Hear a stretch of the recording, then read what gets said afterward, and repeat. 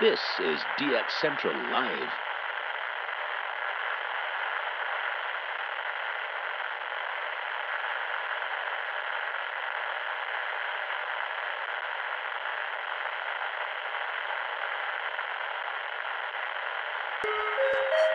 This is DX Central Live.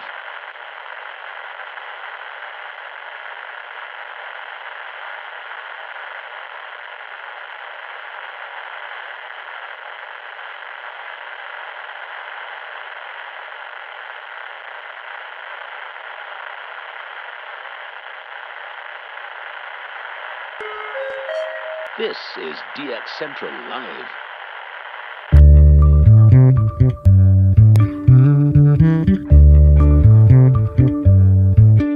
Welcome to DX Central Live, Season 5. We will be starting the show soon, so make yourself comfortable and be sure to join in on the conversation happening in the chat. Also, don't forget to submit your shout-outs, so we can celebrate together. The shout-out submission link is in the video description for our live stream. If you aren't already a subscriber, be sure to hit the subscribe button. While you are at it, giving this video a like and leaving a comment are great ways to help out the channel. We thank you for your continued support and look forward to seeing you in just a short while. Now get ready for DX Central Live, Season 5.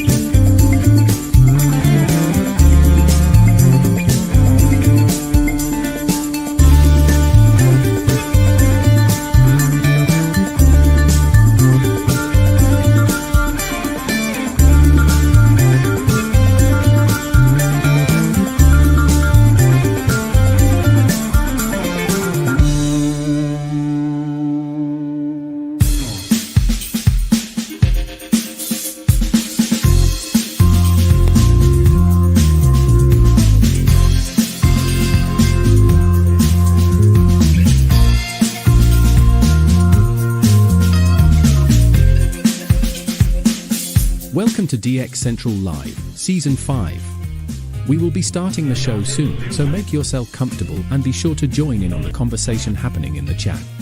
Also, don't forget to submit your shout-outs, so we can celebrate together. The shout-out submission link is in the video description for our live stream. If you aren't already a subscriber, be sure to hit the subscribe button. While you are at it, giving this video a like and leaving a comment are great ways to help out the channel. We thank you for your continued support and look forward to seeing you in just a short while. Now get ready for DX Central Live, Season 5.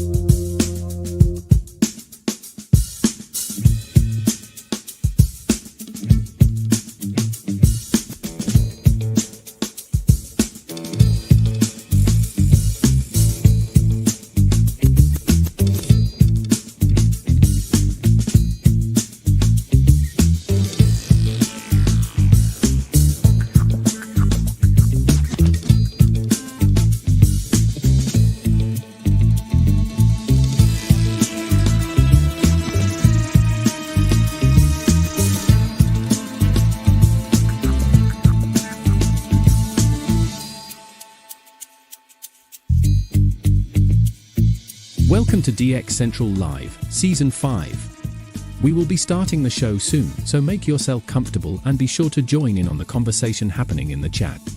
Also, don't forget to submit your shout-outs so we can celebrate together. The shout-out submission link is in the video description for our live stream.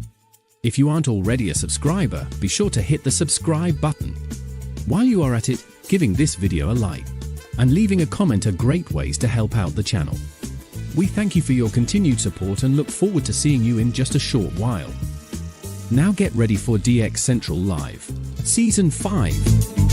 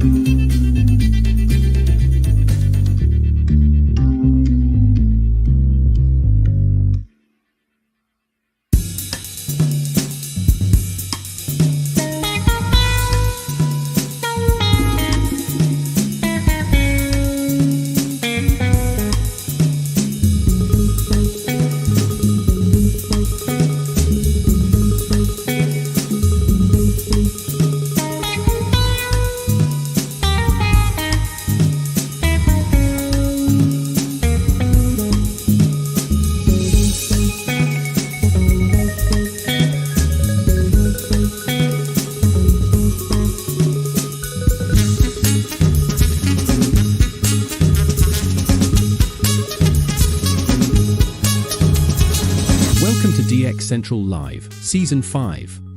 We will be starting the show soon, so make yourself comfortable and be sure to join in on the conversation happening in the chat. Also, don't forget to submit your shout-outs so we can celebrate together. The shout-out submission link is in the video description for our live stream. If you aren't already a subscriber, be sure to hit the subscribe button. While you are at it, giving this video a like and leaving a comment are great ways to help out the channel. We thank you for your continued support and look forward to seeing you in just a short while. Now get ready for DX Central Live, Season 5.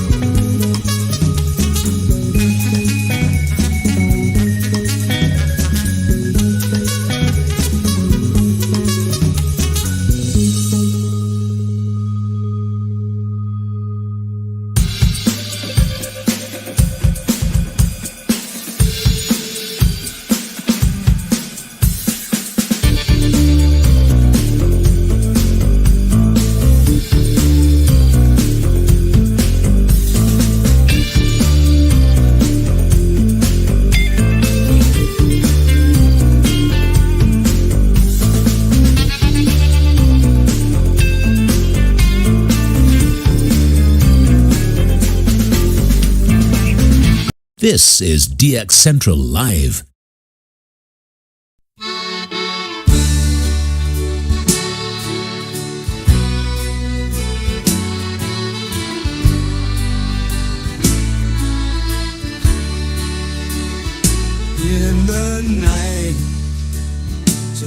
dark and quiet. Frequencies hum low like a riot. Tuning in with all my might, searching for a voice in flight. Cajun air, it holds the sound. Radio waves from town to town. Static crackles, mix and turn, waiting for that name to learn. Signal fades, the name's unknown, trying to catch it all alone. Mystery calls the night, my friend, searching till the very end. Moonlight dances on the dial, rumbling with that Delta style. Notes float softly in the wind. Still I wait for news to send. Signal fades, the name's unknown, trying to catch it all alone. Mystery calls the night, my friend, searching till the very end. Bayou whispers keep me still, craving for that lingering thrill. Misted voices lost in haze, echoes in this southern maze.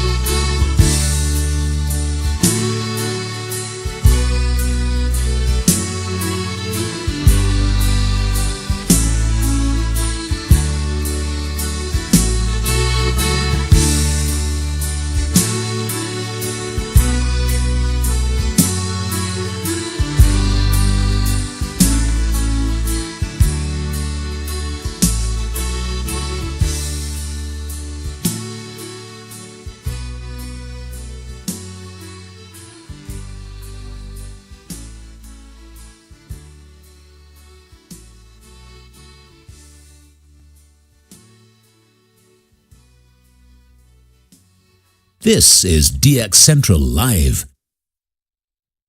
He's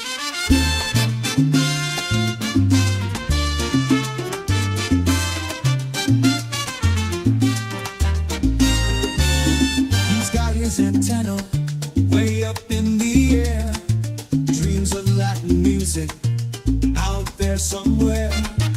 Cards in his hand, maps on the wall. Late nights waiting, but he gets no call. All those radio waves, they play with his mind, searching for signals, but they're so hard to find. From Puerto Rico to faraway land, tune in the static, still no guitar in hand.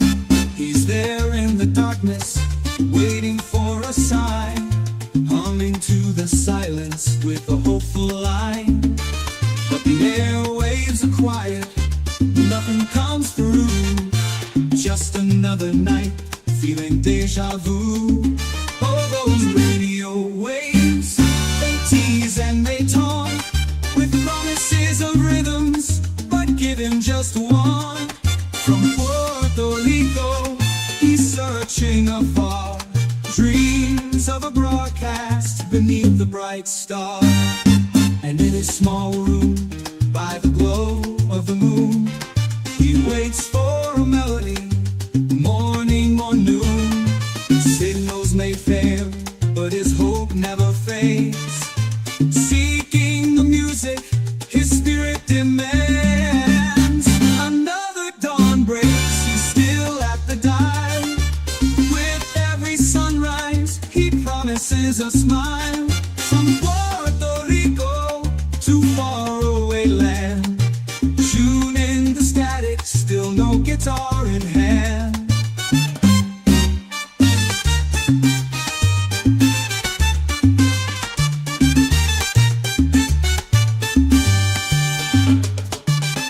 He's there in the darkness, waiting for a sign, humming to the silence with a hopeful eye. But the airwaves are quiet, nothing comes through. Just another night, feeling deja vu. Oh, those radio waves, they tease and they taunt, with promises of rhythms, with a hopeful line. But the airwaves are quiet, nothing comes through. Just another night, feeling deja vu. And in his small room, by the glow of the moon, he waits for a melody, morning or noon. Signals may fail, but his hope never fades. Seeking the music his spirit demands.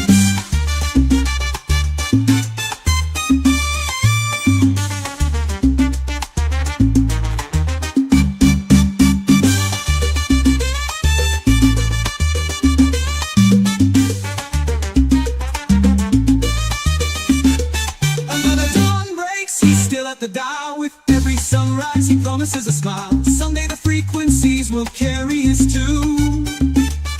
Till then, he dances to the rhythmless blues.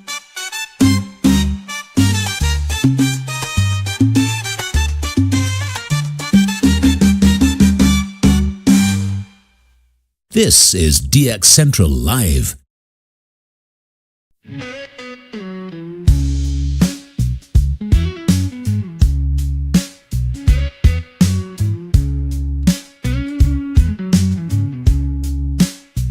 I got my radio on, just trying to get on it.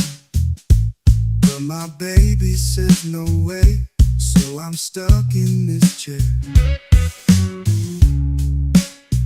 I dream of signals far from north to east to west, but I can't put up no antenna. She says it's for the best. Dreaming of DX, signals I can't hear. My baby won't let me, so I'm sitting here in tears. That static calls my name, whispering in my mind. But without that big old tower, the signals I can't find. I see the towers rise in a distant starry sky, but here I'm bound and tied, can't even say goodbye. Dreaming of DX, signals I can't hear. My baby won't let me, so I'm sitting here in tears.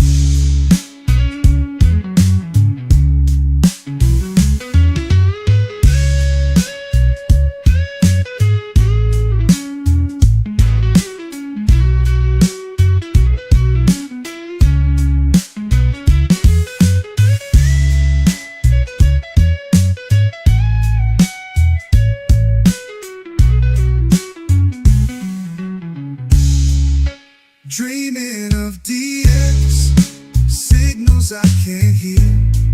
My baby won't let me, so I'm sitting here in tears.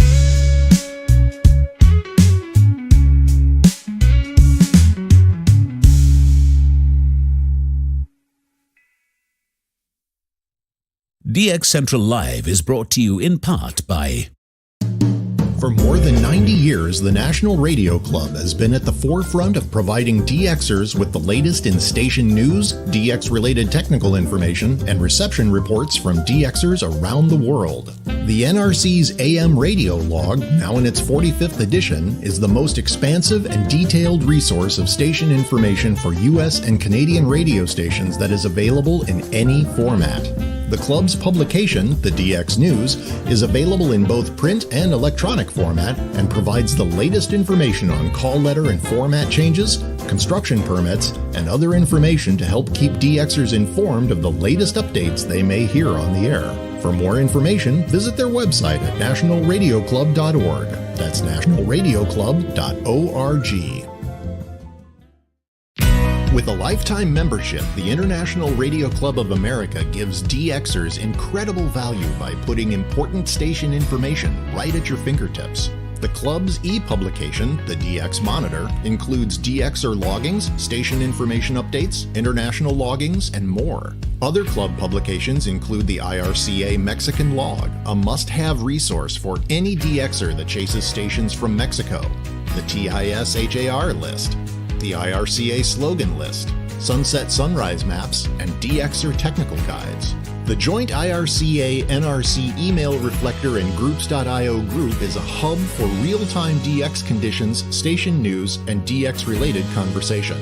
For more information, visit ircaonline.org. That's ircaonline.org. From long wave to satellites, medium wave through HF, ham radio to scanners. If you can DX it, the Spectrum Monitor has you covered. Editor and publisher Ken Reitz has assembled a who's who of radio writers to share their knowledge and expertise from a wide range of DX-related topics. Each month, the Spectrum Monitor's columnists dive into their specialties to give readers tips, tricks, the latest news and station updates, and more. The Spectrum Monitor also provides a monthly assortment of feature articles that give in-depth insight into the past, present, and future of DXing. You can get a full year of the Spectrum Monitor for only $24. Individual issues from the current year are available for $3 each. You can also purchase previous years of the Spectrum Monitor in their entirety for as low as $12. For more information, visit thespectrummonitor.com. That's thespectrummonitor.com. Through crashes of static in quiet hours, we listen. In languages we can scarcely understand, and of places we have only visited in our dreams, we listen. Incessantly, we perfect our array of aerials, receivers, and resources. We refine our skills and our techniques so that we might listen. We are DX Central, and we're all about radio. Visit us at dxcentralonline.com or check us out on YouTube. Search DX Central. Keep up with DX Central. Follow us on Twitter at DX Central.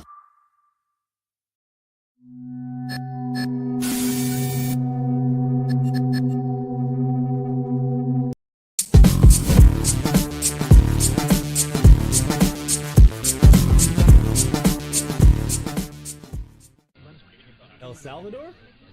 No way. CRET? You serious? That's her. That's her.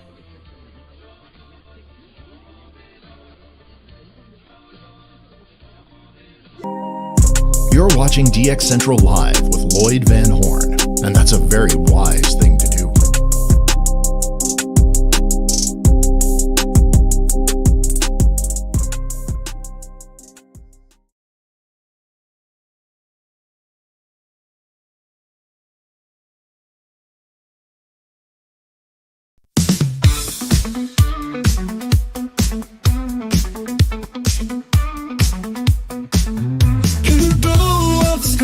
It's a Friday night. Lloyd in the North Shore, setting frequencies right. AM and FM, the airwaves collide.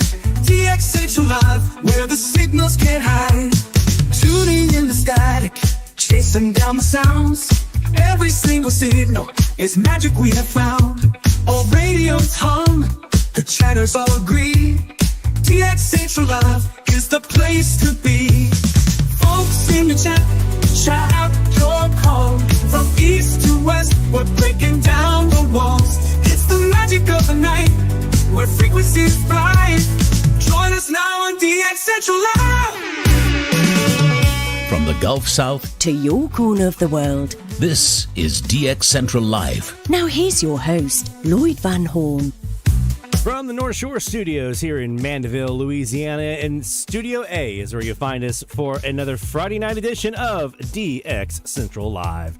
Welcome, my friends. Happy end of the week to you all. Hopefully it's been a good week for you. Great week of DX. Some of you guys have been getting some pretty good DX. Been excited to see that conversation going on in the Slack channel about some of the stuff you guys have been hearing. Always awesome. We had a week. Okay. At least one catch, which was pretty cool. We'll talk about that later, but, you know, not much time for DXing when day job commitments come a-calling, so that's where the majority of the week has been spent. But that doesn't mean we didn't have some fun. We didn't get to spend some time doing some DX stuff. I did. Some of you know I have this kind of plan that I've been looking into for getting a RSP Duo from SDR Play up and running here in Studio A for AMDX. And I was going to pair that with 2 PA0 RDT mini whips, right? That was the plan. And got one of those up. And it's one I originally had up, and then it got fried in a lightning storm.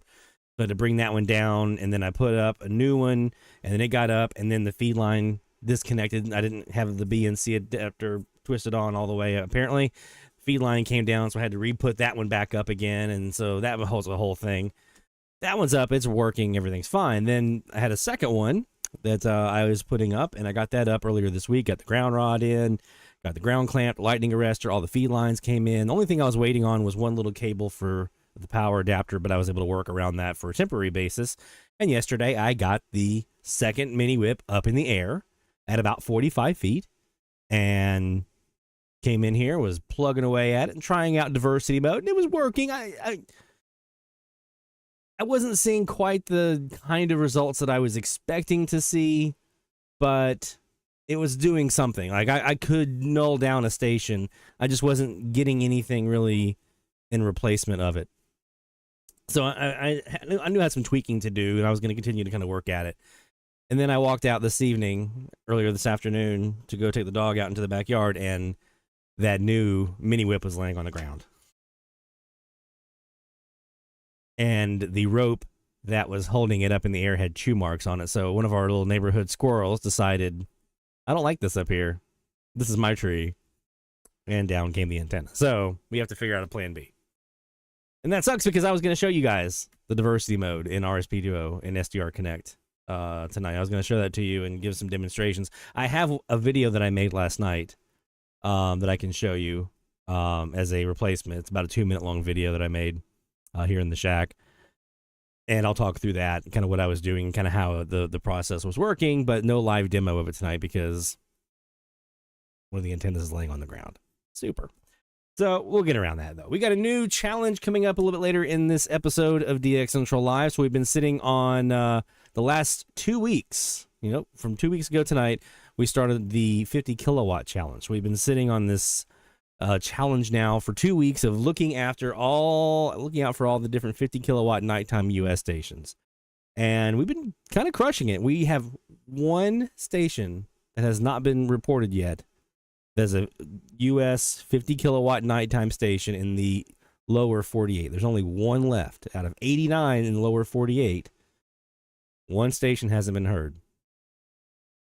All other 88 have been reported. Now, one lone one was 1090 KPTR in Washington.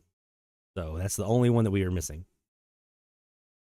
Everything else has been has made it into the logbooks. And for some of you, some new ones. I got 2 new ones here in Mandeville. Some of you guys have gotten some new 50 kilowatters. Some of you gotten some new stuff because you were looking for 50 kilowatters. Some of you mixed up and got some nice new mileage records and things like that. So some cool stuff happening this week. So we'll look at the results here in a little bit and take a gander at what you guys have been hearing and compare some notes. And then next hour, we'll be launching the next challenge. And it is going to be, it's going to be fun. This one's going to require, I said it last night on the Slack channel, this one's going to require strategy. Yeah, you can't just go turn on the radio and just go willy-nilly. I mean, you can, but if you really want to get your results, you're going to have to do some planning, some little research and some planning. And I'll tell you this much, a intimate knowledge of your logbook is going to be helpful. And, what you've already heard is going to be helpful. And then using that information to help you strategize, maybe rehearing some of that, but also going after some new targets will be very, very helpful to have that logbook knowledge. So we'll be, again, launching the next challenge here in the next hour. Of course, we got your shout-outs to get to. We have a little bit of FM to discuss tonight. Nothing major, but there were a couple of Tropo openings here in the Southeast. So we'll talk a little bit about that. The main thing I want to kind of focus on tonight is actually not AM, it's not FM. It's not even Weather DX. I want to spend some time tonight talking about long wave, something that we've never talked about here on DX Central Live. Every once in a while, I just get this hankering to go looking for non-directional beacons down the long wave portion of the band. And just trying out and seeing, some of these antennas that I have should be pretty good down there. And, I'd had some success when I was in Charleston hearing some different stuff, but I hadn't really spent a lot of time here in Mandeville searching.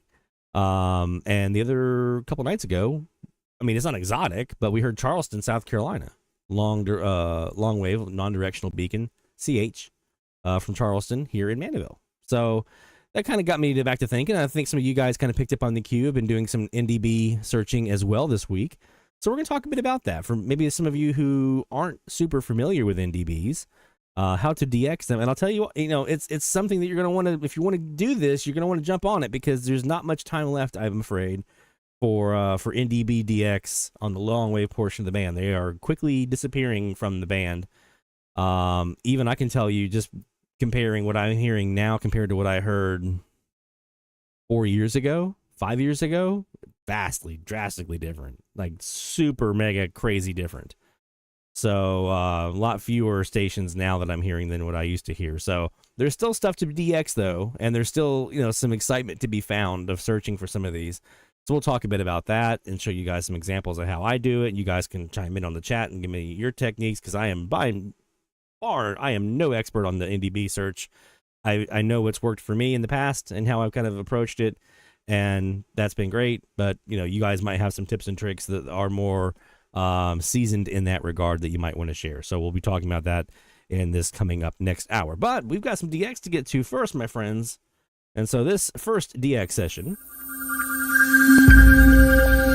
is brought to you by the National Radio Club, nationalradioclub.org. Let me go down here. There it is. nationalradioclub.org, website for more information about membership. Make sure you go check them out. Again, that's nationalradioclub.org. All right.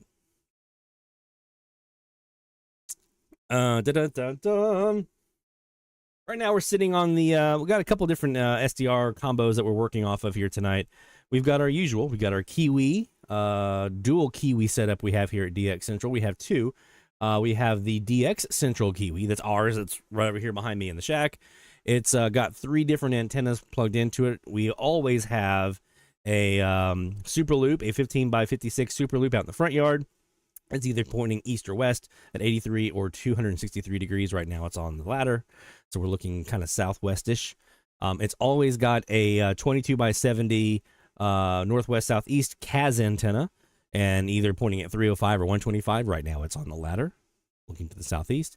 And then we have a rotation of CASs and super loops that we keep in the backyard. Right now it is the super loop that is the current one that's in the rotation. It is a 22 by 72 foot super loop. I know it says CAS on the screen here on the antenna switch, but it's a super loop at 15 degrees. So it's kind of looking kind of towards Michigan-ish for us. So all 3 of those are in there right now. We also have our second Kiwi around the corner at Mamacita's house, and that is the Shortwave Central Kiwi, and it is currently on the 330 degree CAS antenna. That's a 25 by 72 foot CAS antenna.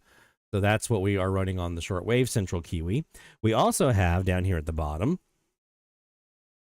we have our Perseus antenna, or Perseus SDR rather, and it has two different antennas, either that 263-degree west super loop or the 15-degree north-ish super loop.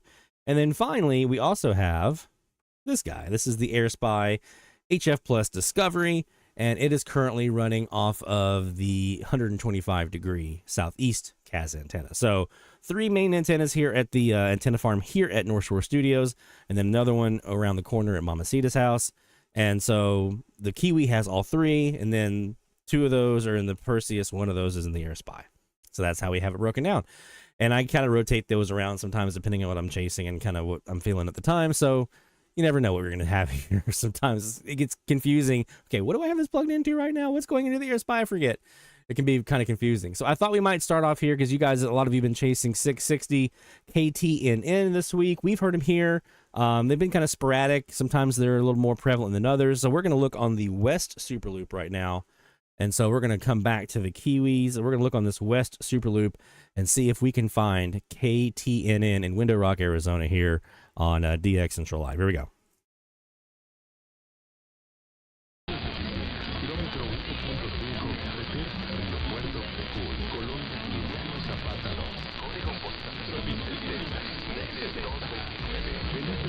So we got some noise.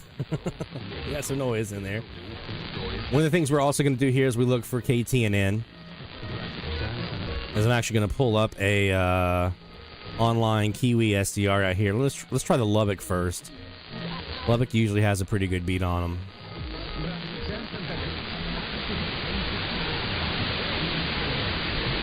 Not right now. There was an ID just now for Radio Chan Santa Cruz down in Mexico. I'll shut up and let you guys hear that. As a matter of fact.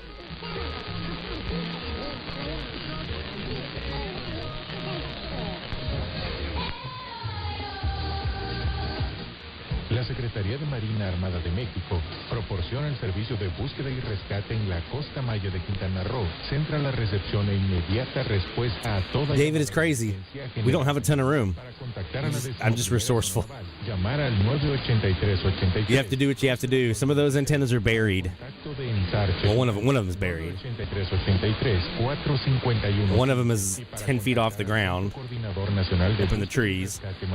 Trees are your best friend. If you got trees, you can do some antennas.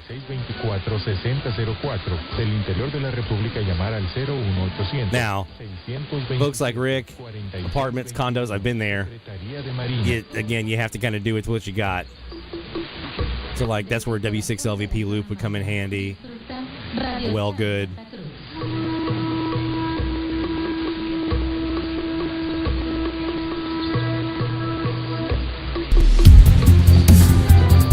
DX Central Live, top of the hour alert.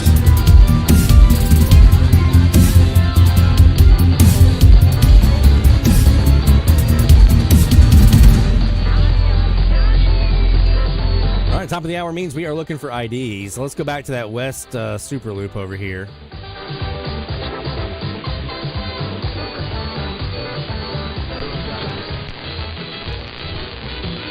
My backyard is about 40 feet from the front, from the back of the house to the back of the property line. It's about 40 feet in the backyard. And then it's 70 feet lengthwise. About 70, 75 feet. That's what I've got to work with.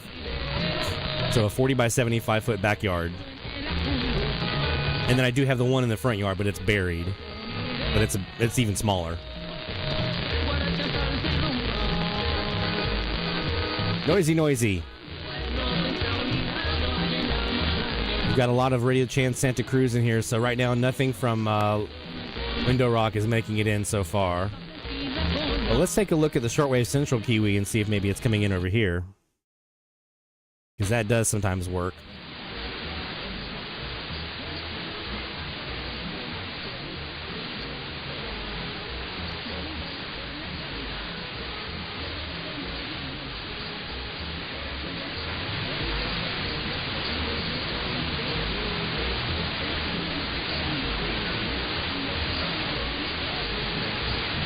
Yeah, not so much.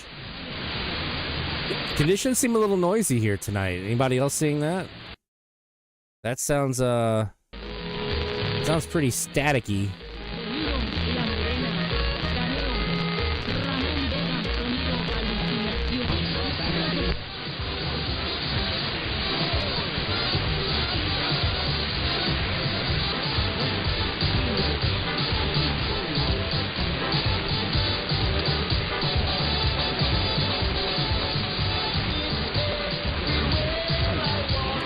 U-loops are good antennas too. You definitely have to waterproof them if you're going to put them outside, but U-loops are good antennas. I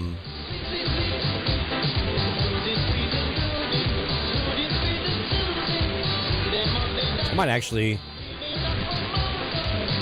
It's actually not a bad idea. I have a business trip coming up next week.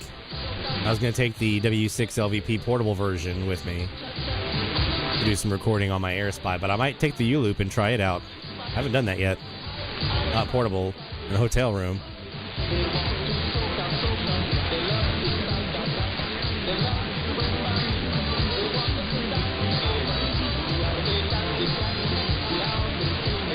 You can get them, Rick, for about $100 or so from Amazon, RCAs. Because if it's indoors, it'll probably last forever.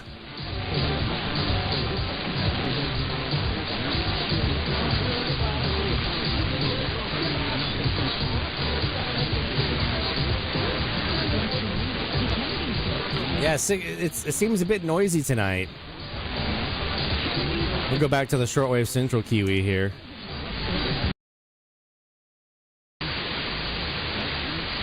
I mean, that's atypical of what we usually hear here in Mandeville.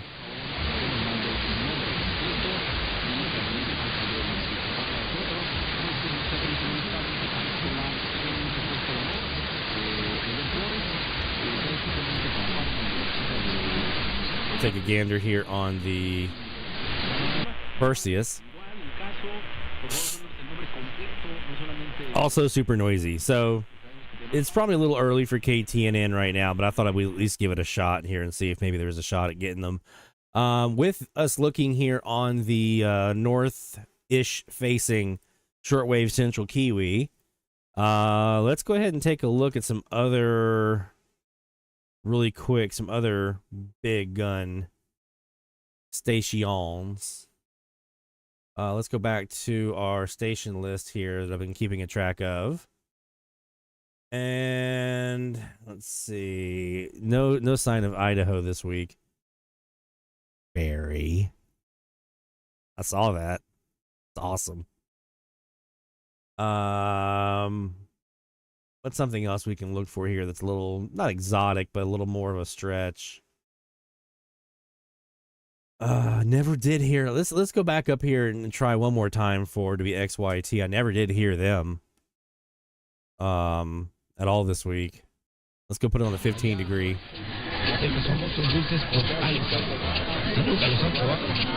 Hey, Mamacita. So we got KFLC here in Dallas with the Deportes.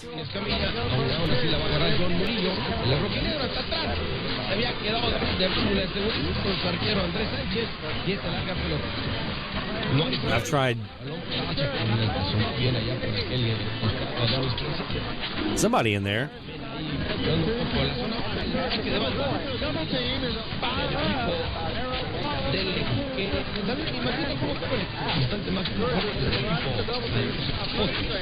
We're looking for both of them, Detroit. Well, I have WJR, but no WWJ and no WXYT this week. I'm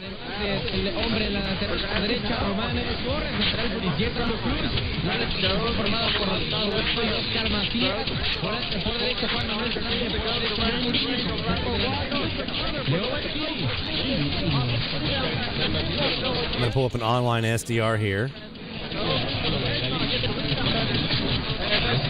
We've got some basketball. Somebody with a southern accent, though, so that's probably not Detroit. Yeah, it looks like right now the big power forward. This is what we're listening for here. 15 out of St. Louis, Shane Van Soggy will fill that role. This is who we're listening for. Let me right wingers on that. move this over a little bit.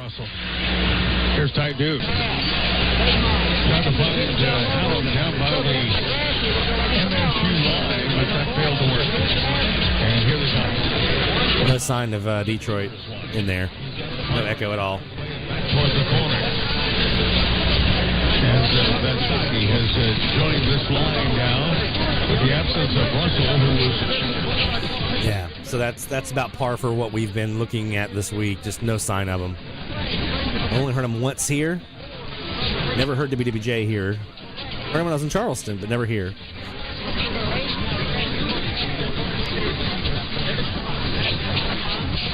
If I had to guess who this is on the basketball, I would say to be LIK in Newport. It's probably my first guess. The QKR in Portland, Tennessee would be a second guess.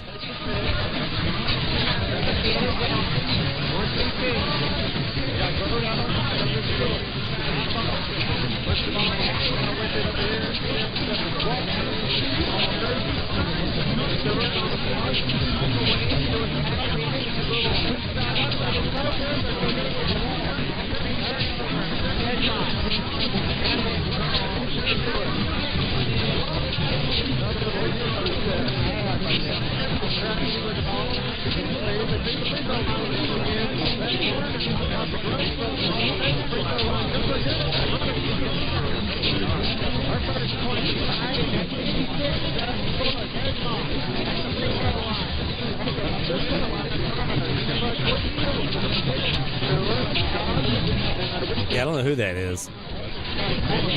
My intelligent guess would be one of those two Tennessee stations. Given the direction of the antenna, it's kind of pointing, if you're looking at this map right here, it's kind of pointing towards right here, around 15 degrees, is right around in this area right in here. So it cuts through the western end of Kentucky up through Indiana into Michigan. So kind of like this.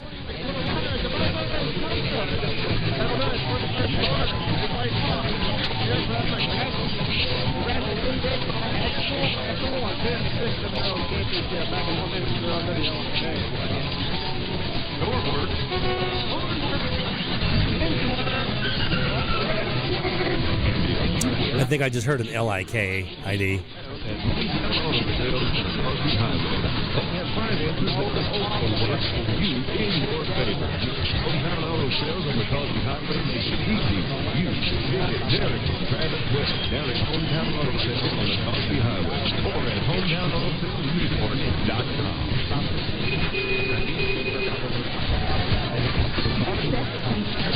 That's them.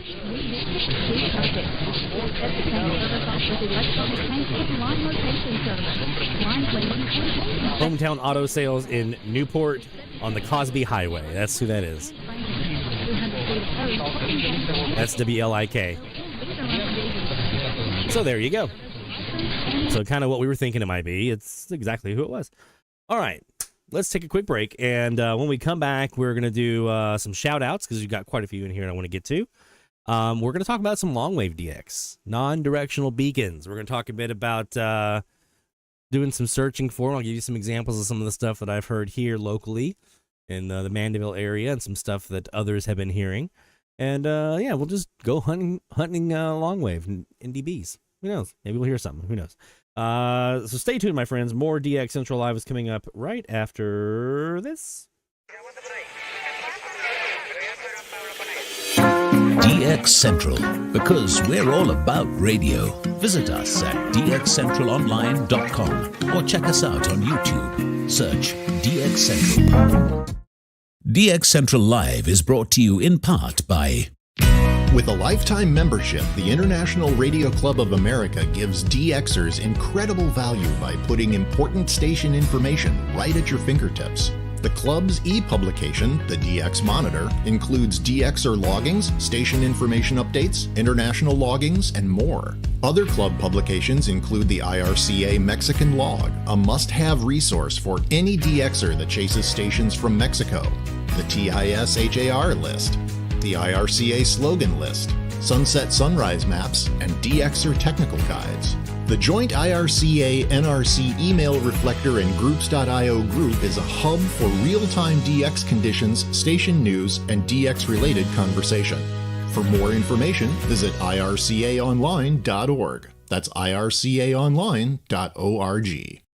From long wave to satellites, medium wave through HF, ham radio to scanners. If you can DX it, the Spectrum Monitor has you covered. Editor and publisher Ken Reitz has assembled a who's who of radio writers to share their knowledge and expertise from a wide range of DX-related topics. Each month, the Spectrum Monitor's columnists dive into their specialties to give readers tips, tricks, the latest news and station updates, and more. The Spectrum Monitor also provides a monthly assortment of feature articles that give in-depth insight into the past, present, and future of DXing. You can get a full year of the Spectrum Monitor for only $24. Individual issues from the current year are available for $3 each. You can also purchase previous years of the Spectrum Monitor in their entirety for as low as $12. For more information, visit thespectrummonitor.com. That's thespectrummonitor.com. For more than 90 years, the National Radio Club has been at the forefront of providing DXers with the latest in station news, DX-related technical information, and reception reports from DXers around the world. The NRC's AM radio log, now in its 45th edition, is the most expansive and detailed resource of station information for U.S. and Canadian radio stations that is available in any format. The club's publication, the DX News, is available in both print and electronic format and provides the latest information on call letter and format changes, construction permits, and other information to help keep DXers informed of the latest updates they may hear on the air. For more information, visit their website at nationalradioclub.org. That's nationalradioclub.org. Through crashes of static in quiet hours, we listen. In languages we can scarcely understand, and of places we have only visited in our dreams, we listen. Incessantly, we perfect our array of aerials, receivers, and resources. We refine our skills and our techniques so that we might listen. We are DX Central, and we're all about radio. Visit us at dxcentralonline.com or check us out on YouTube. Search DX Central. Keep up with DX Central. Follow us on Twitter at DX Central.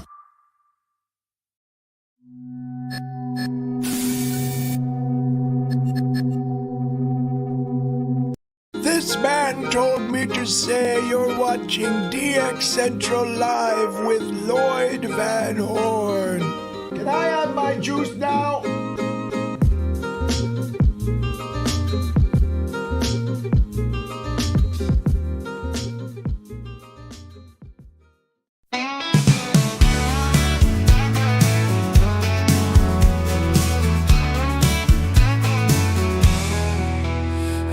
Dreaming about new radios down at the hardware store.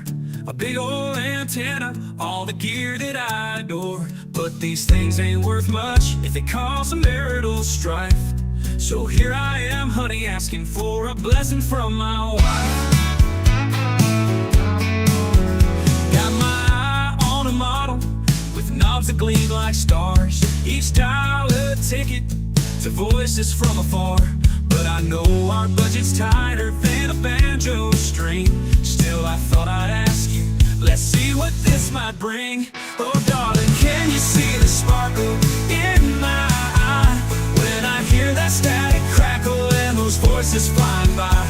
It's a hobby, it's a passion, like your garden's green as sage. So let's go hunt the bargains and live in the radio age. From the DX Central North Shore Studios, this is DXC Live. Now here's your host, Lloyd Van Horn. It's DX Central Live from the North Shore Studios here in beautiful Mandeville, Louisiana, just off the lakefront. here in Louisiana, just off of Lake Pontchartrain, where all eyes are on us right now. The entire world is looking at New Orleans right now. It feels like, at least. You would not believe the amount of helicopters and planes and things like that are flying overhead right now. It's a lot. There's a lot. I know we got that top federal security designation or whatever, and they're going to keep it going through all of Mardi Gras season too. But you could not pay me to go in the city right now. Mardi Gras is one thing. I know what to expect with Mardi Gras. No? Because I know where to go. But with the Super Bowl, everything's kind of collapsed into a very tight space. And you got a bunch of people who don't know what they're doing. And that's a recipe for, I'm good up here on the North Shore. Thanks, though. I think, if I remember correctly, there's going to be some folks in here in the shout-outs this week getting themselves a bowl of that gumbo. If I remember correctly. Barry, weren't you among those? Supposed to be getting, I don't see it on your shout-out, but I think you had a bowl of gumbo coming your way. Well, guess what? It's time for that shout-out. Shout out loud, hear the call for every single big or small, from AM to FM to C to C. We celebrate the ones who snag the IT. Shout out loud, let it be known, you're never DXing all alone. Through the static we found our way. Shout outs making waves today.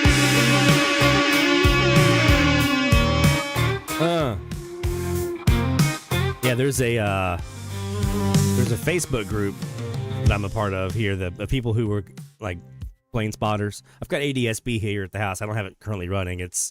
I gotta do a different solution for it. But there's a group of people who like camp out at the airport at MSY and watch all the airplanes come in and out and stuff. And so like there's this new livery from British Airways that just landed today, but there's like all these private planes of the owner, like the Colts are here. You see Jim Irsay's plane, Jerry Jones's plane, like all these people coming in. It's just, and all the content creators are here. So you got all these people from like TikTok and Reels and stuff like that are descending upon New Orleans, and they're doing content here and like trying out the food. And I saw this one. It's like this guy who's he's an Italian guy married to an American woman. And he tries out like American Italian food all the time. So he tried a muffalata down here in New Orleans, supposed to be an Italian sandwich, and he was like 0 out of 10, wouldn't recommend. I'm like, that's a little harsh. I mean, I get it, but you know, it's not my cup of tea either. But you know, I'm not a big muffalata guy. Anyway, I digress.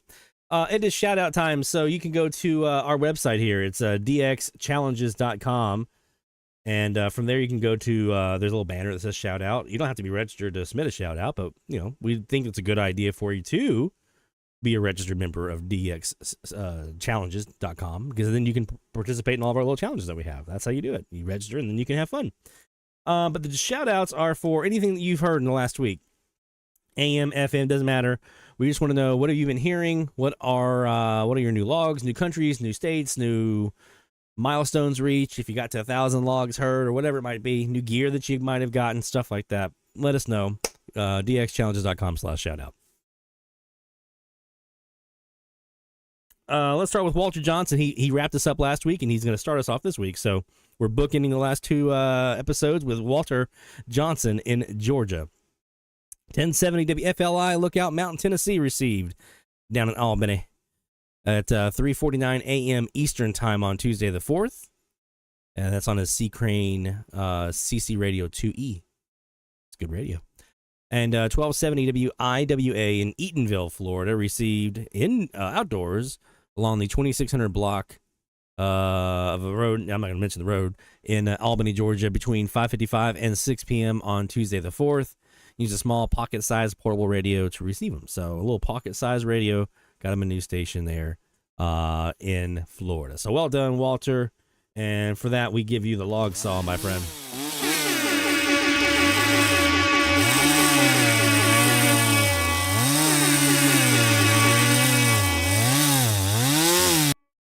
Have I tried hearing any traffic with the scanner? No. Not. No. It's on my list of things that... Okay, let me tell the scanner story. 30 years ago, my first job while I was still in high school. It was the summer before my freshman year of high school. So I was like 14, 15, whatever it was, 14. And my first job was at Grove Enterprises.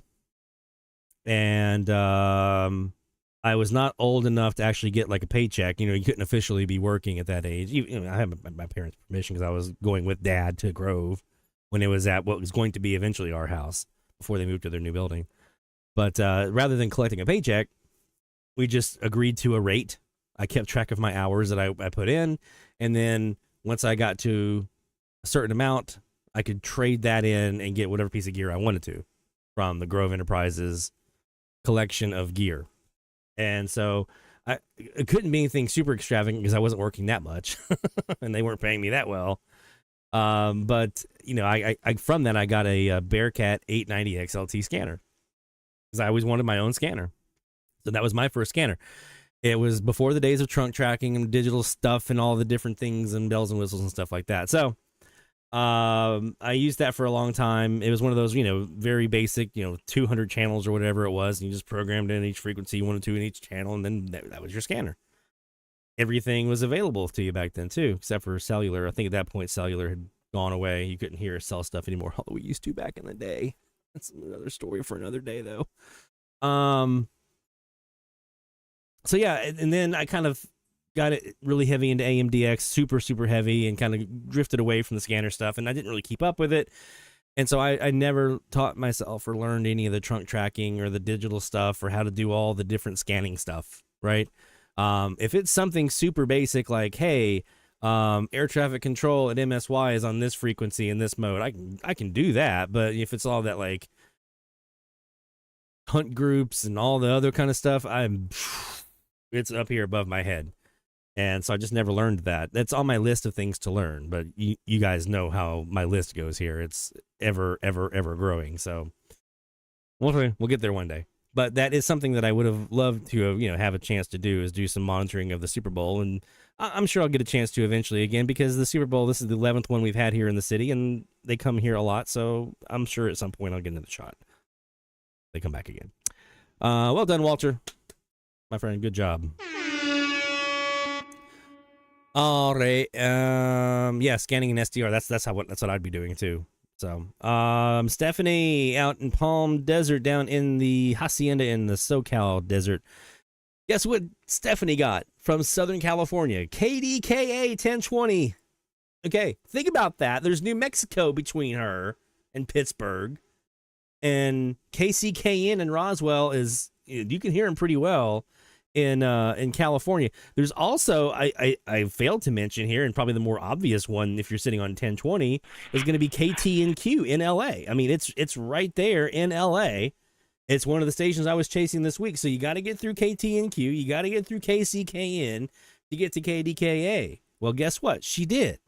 From a review of my 2.6 recording, top of hour ID at 0800 UTC underneath dominant KTNQ, the voice of Pittsburgh, 100.1 FM, and AM 1020 KDKA into CBS News on the hour. 50 kilowatts at 2,043 miles. It's a new log and a new state. That's Pennsylvania, number one from the Radio Hacienda in California. Overall station log number 594.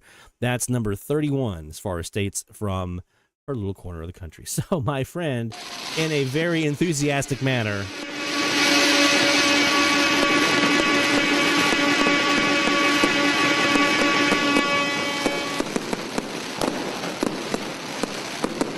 we launched some fireworks in your general direction for the new state, my friend. That is awesome. I see you guys talking about baby monitors and cordless phones, man. I'm going to save the... I'm not even going to tell those stories, but just suffice to say that back in the day when things were a little more wild, wild west when it came to communications via cordless and cellular telephones, if you were a radio enthusiast household, and the Van Horn household certainly was, the things that we heard... people that we heard, well-known people that we heard, including talking on these communication mediums, we heard some interesting stuff. That's all I'm going to say about that. 'Cause I don't know where the statute of limitations is at. Of course, this was all before any kind of encryptions or anything, so it was back in the day. But wait, by the way, Stephanie's not done. 710 KIRO, Seattle, Washington. That was on the 6th of February at 10:02 on 710 ESPN by a female, popped up over dominant KSPN. Again, Southern California's got KSPN. Well, there's KIRO underneath. New for 50 kilowatts at 993 miles. Washington, number 26 from the Hacienda. That brings the 50 kilowatt challenge total to 45 stations, 20 states for Stephanie. My friend, we give you a very hearty saw of the log.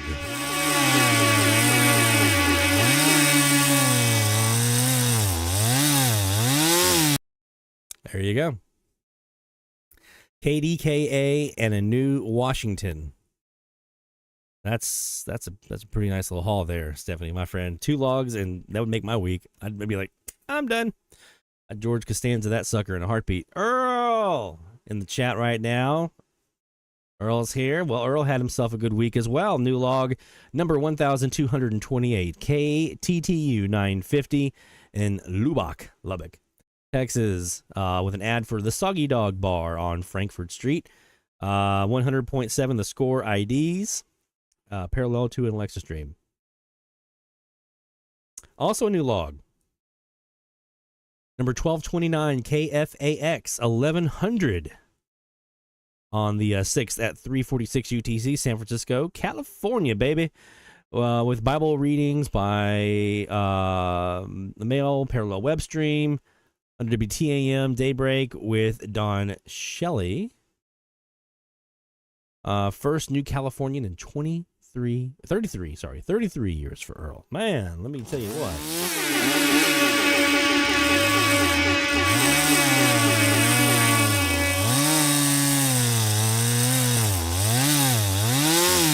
There you go, my friend. And he's not done. We're not done yet. We just got those first 2 wins in there. A new Mexican state and a new log as well. XETGO 1100 kilohertz for log number 1230 from Zacatecas with music under WTAM parallel to the stream, then faded way up. Then WTAM had problems and their audio disappeared for a minute, and boom, ID over KFAX. So we got yourself a new Latin American. Oops, you know what? I'm gonna bypass that one. We're gonna go right to this one here because that's a new state for you, man.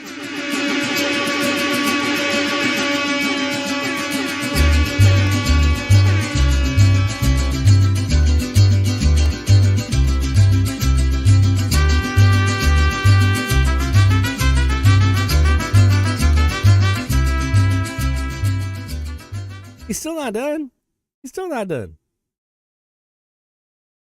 To be ALQ 1130 in Carville, Alabama for log number 1231. Absolutely blasting in with some Spanish Mexican type music, loud and boisterous Radio Estrella ID, and even a Radio Estrella Alabama ID, and then talk about the Super Bowl. So there's another log for Mr. Earl there.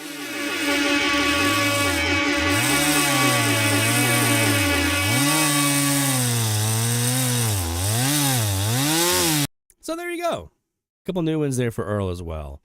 Let's see. We got 1, 2, 3, 4 more coming in.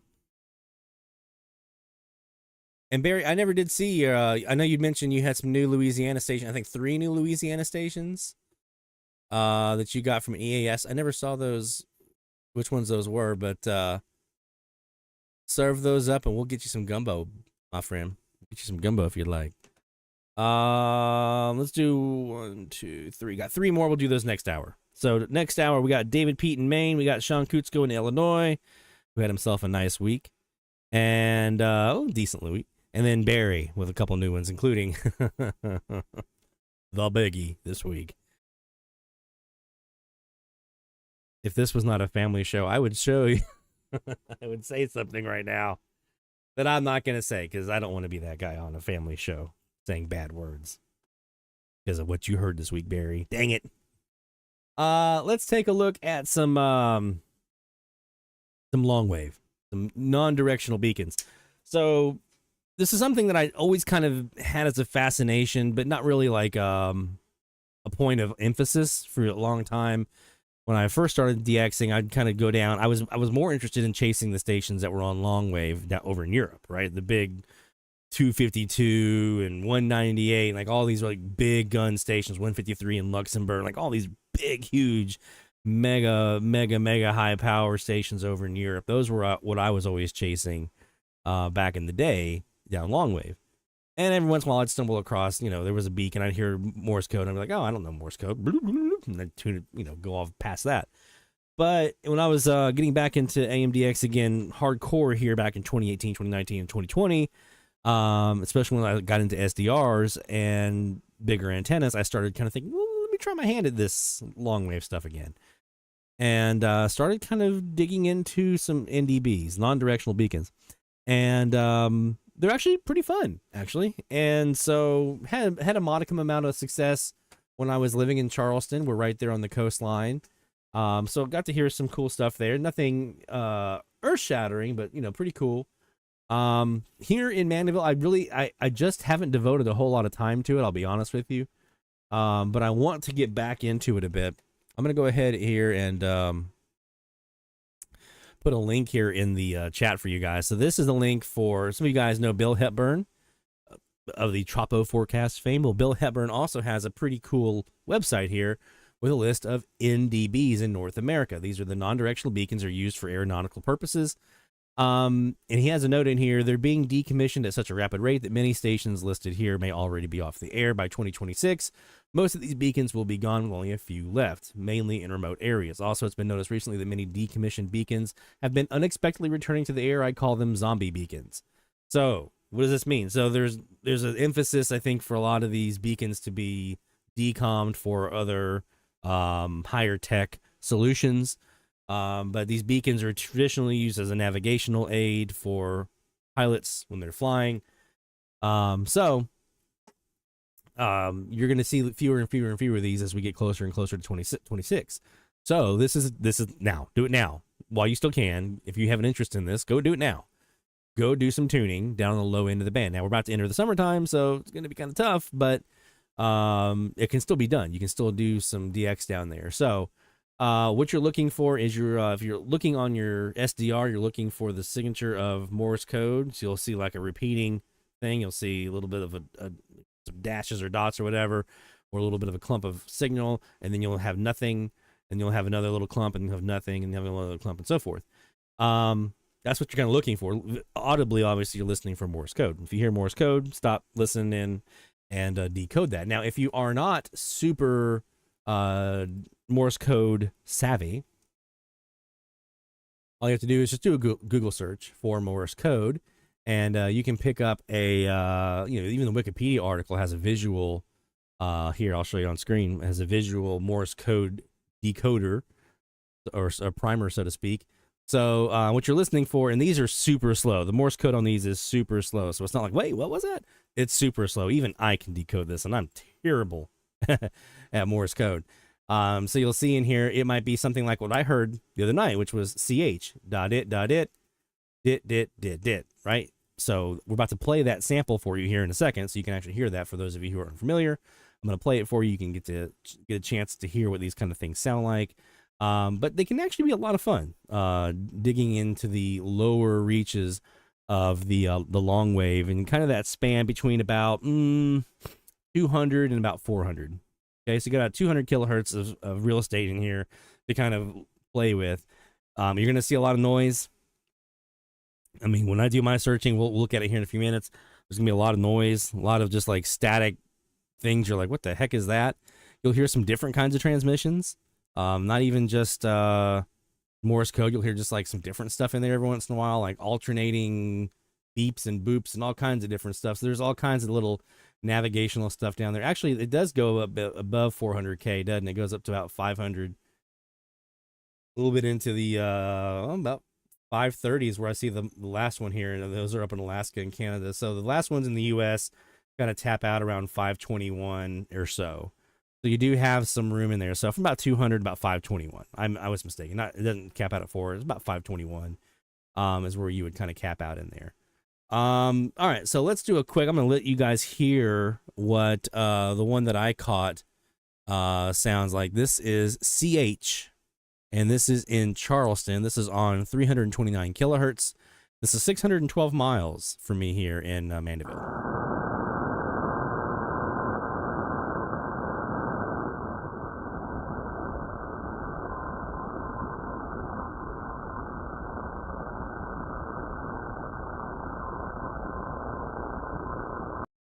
So that's that da dit da dit dit dit dit dit. That's CH, right? I'll play it one more time.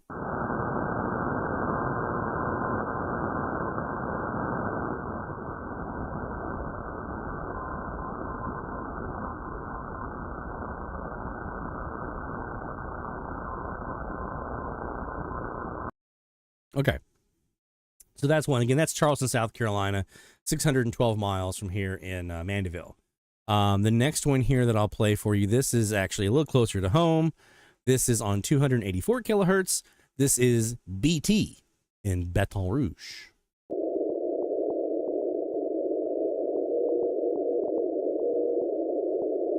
Da dit dit dit da. That's all that one is. Da dit dit dit da.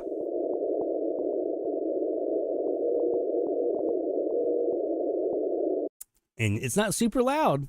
I mean, it's Baton Rouge. I would think it'd be a little bit louder, right? No, they're not going to be. You're not going to have most of these, at least, are not going to be blowing your doors off or anything like that. But you'll be able to suss some of these out. So we're going to go take a look and see if we can find a couple of these. I don't have a ton of luck here because it's pretty noisy, but we're going to at least take a look and see if we can hear some of these. I'm going to start with, let's go back to 329 and just see if Charleston is coming in, and that'll tell us a lot. So we're going to put, let me go over here. I'm going to show the 125 degree antenna here. That's what we're going to start with. And let's just, I'm going to start off here in kind of a dual sideband mode, just as a starting point. That's where I usually start. You can use CW mode to kind of really refine in, but I just usually use the regular like dual sideband SAS, or in this case SAM. One of those kinds of modes is what I usually use because it's just easy to do.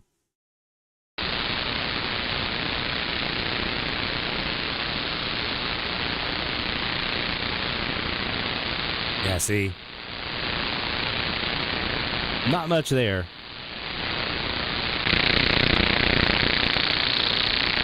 That's the 15 degree. It's definitely picking up some noise.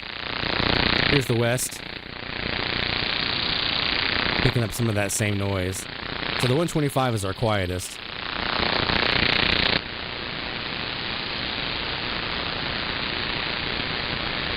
Play with my vactrol a little bit.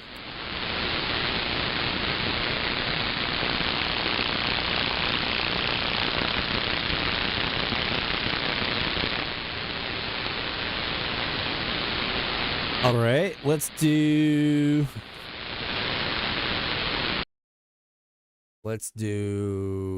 the Air Spy. It's a little quieter on the Air Spy, I've noticed. And what I usually do is I'll put in here, I'll usually go to about a 1 kilohertz step. So I'm using kind of 1 kilohertz at a time for my tuning. And so what you'll find is if you're looking at this list, go back to it here. So if you're looking at the list, I closed it, didn't I?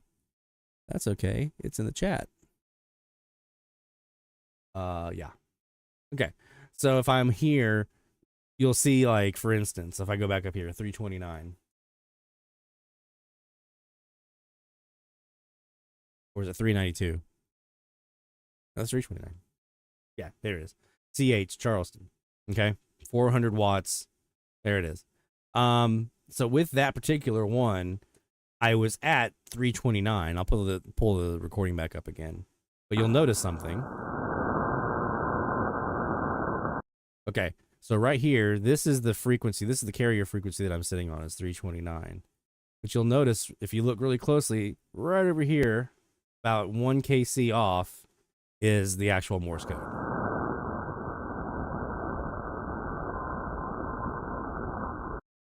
So right in there, you'll see it popping up here on the spectrum.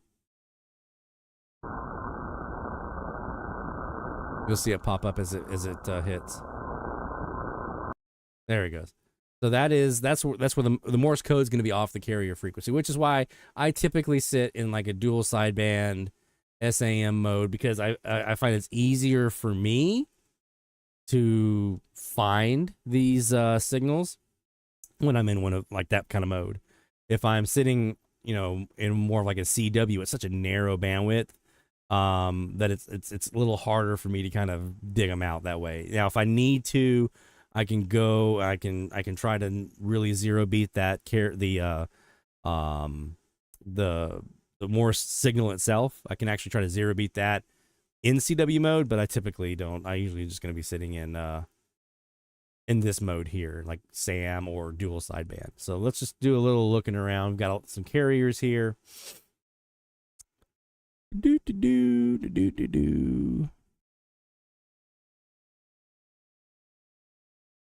Dennis says, if you use CW, again, I'm looking for tips for you guys because I am no seasoned expert when it comes to this stuff. If you use CW at 200 to 300 hertz bandwidth, you'll have your best chance of hearing weak beacons. So there you go. If you're looking for the super weak stuff, that can be a technique for you. Now, this one's at 345, and it looks like I might have a little something here off on the side. Or maybe it's at 344. That's where I have a little something off to the side. But let's just see what we hear. Whoa, that's a lot louder than I thought it would be.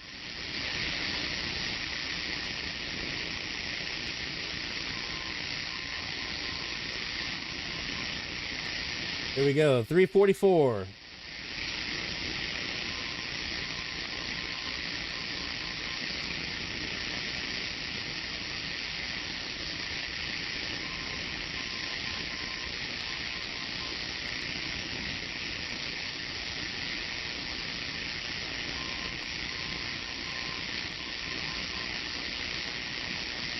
All right, I know who that is.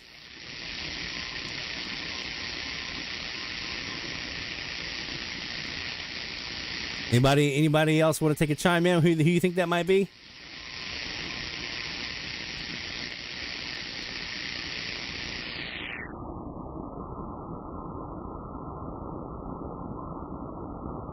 There you go. Dennis for the win. TKH. 344 in Tallulah, Louisiana.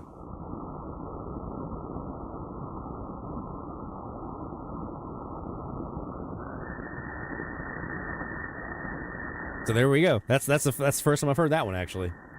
So nice. Get a new one here. All right, let's find another spot where we might have something. Keeping an eye on the time because we have to announce our next challenge here sometime soon.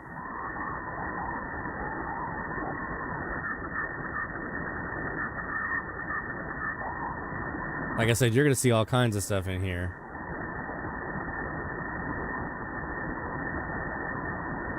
And where I am, you can see all the noise.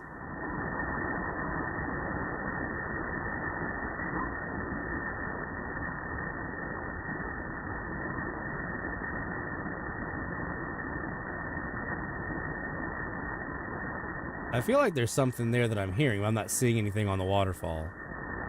If I don't see anything on the waterfall, I don't even, Is there a town in Louisiana called Ula? There's a... I know there's some that kind of sound like that.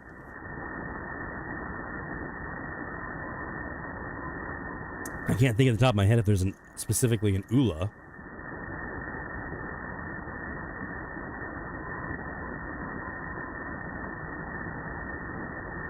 I feel like my brain is telling me I'm hearing Morse code here.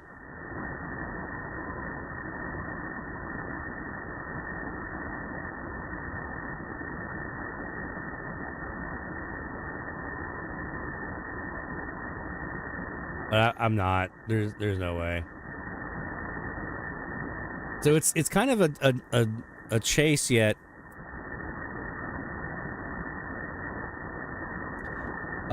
Looking to see how far you can get.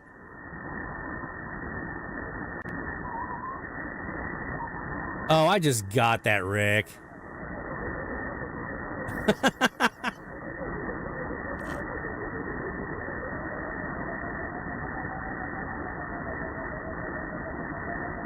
Took me a second. I'm over here looking at waterfall for signals. You got me over here missing that nice joke. That's nice. That was nice.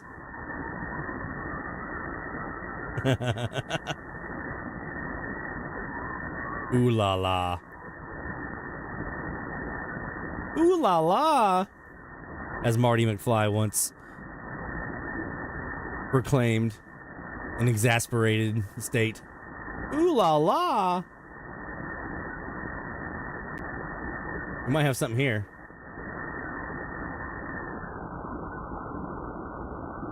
Yeah, I got a weak one right in here. Let me try your technique here, Dennis.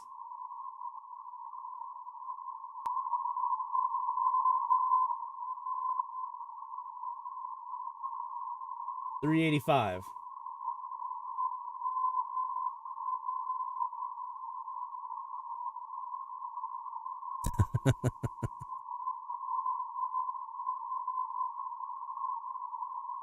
Well done, man. That was well done. All right, so about 200 AC and bandwidth here. Whoa. I'll throw some of this noise reduction down.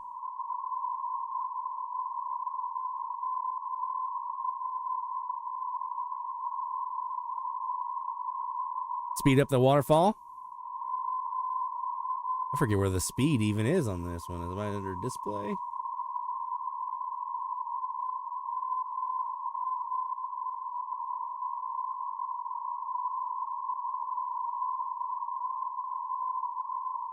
There we go. Speed it up.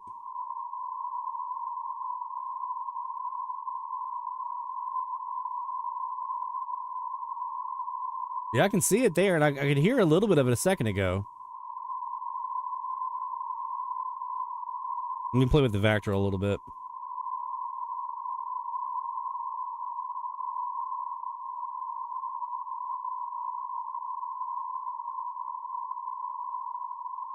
If I had to guess, I would guess DeRidder, Louisiana.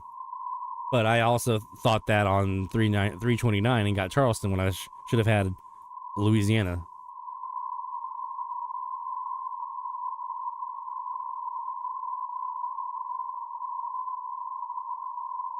So there's something there. Anyway, so there's just kind of a basic introduction. Nothing too scientific here. It's like I said, I'm still learning the world of NDBs myself. But we'll continue to play around with that, and if I hear anything cool, I'll let you guys know in Slack what we hear. But yeah, just get down there, get down low, and play around with it a bit. See what you can find. And while you have the chance, because these things probably won't be around forever, unfortunately. And it's at least an opportunity to grab some, grab an air check, record that sucker in Bandicam, and capture it for prosperity. And keep that sucker, right? I'm going to put mine up on YouTube, so I always have those there. But they can be a lot of fun. It's definitely a challenge. I mean, down that low, that ain't easy. The mini whip antenna is actually famous among long wave users, among long wave DXers.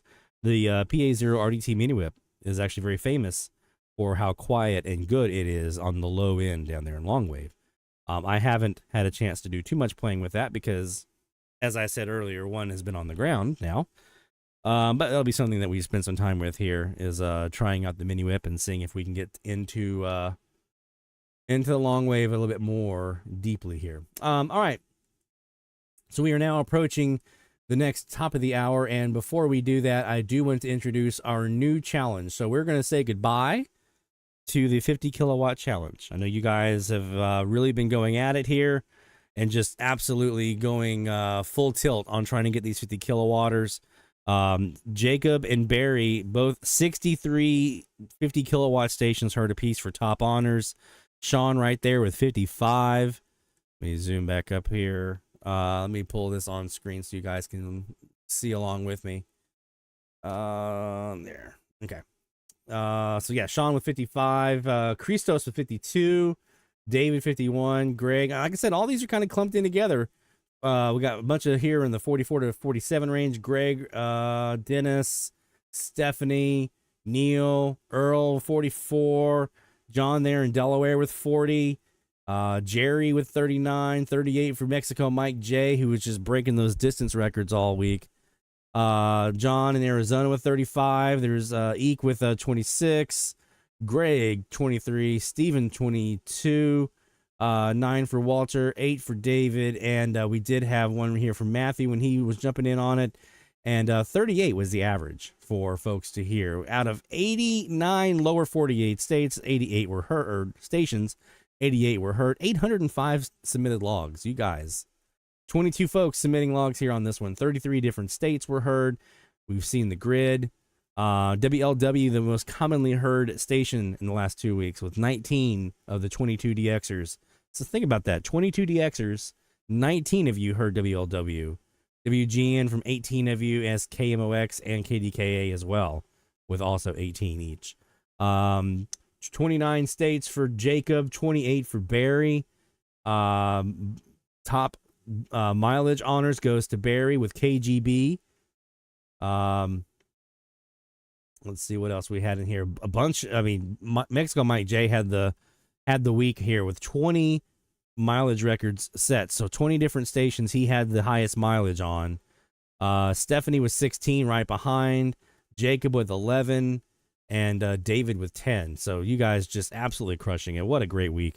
And that brings me to our next one. So we are putting behind us chasing specifically after 50 kilowatts. Okay. For this next one, I mentioned before, you're going to have to change your strategy a little bit. You're going to have to develop some strategies. You have to do a little research, do a little figuring out, and I'll show you guys some tools here in this next hour that will help with this. But basically, you're going to need to identify certain targets. So, without any further ado, my friends, here we go. You ready?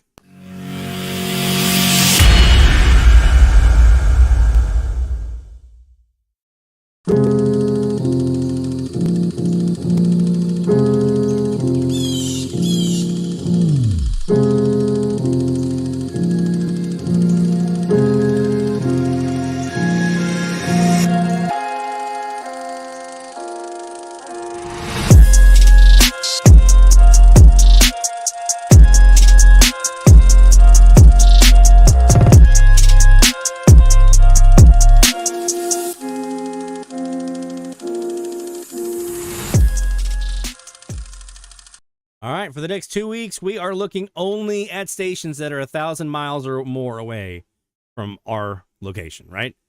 So anything less than 1,000 miles from where you are doesn't count. It has to be 1,000 miles or more away.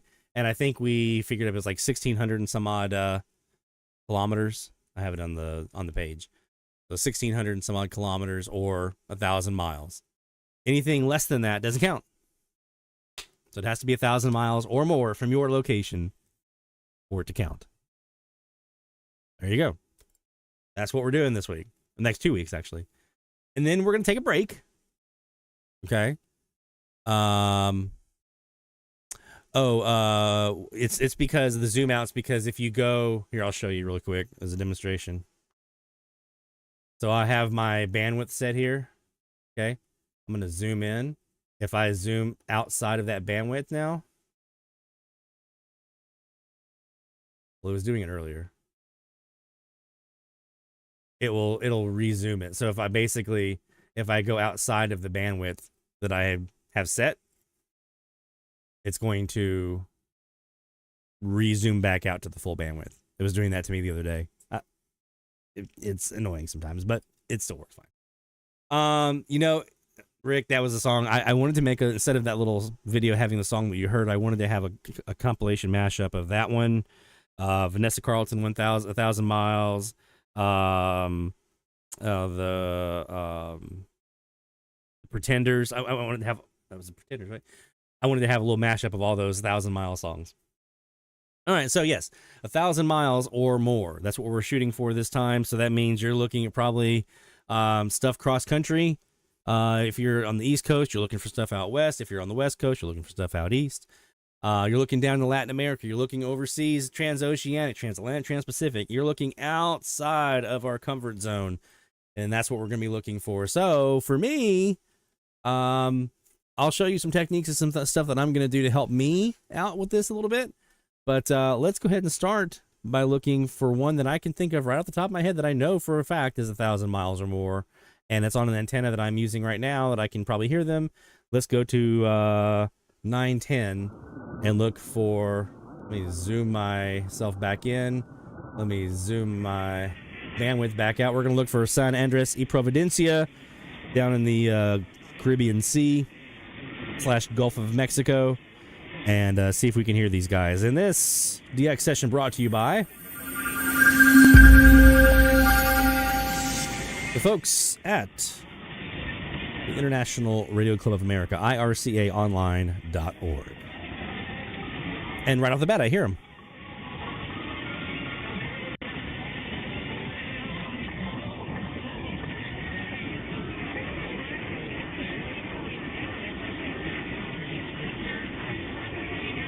It has to be in the medium wave portion of the band. 530 to 1710.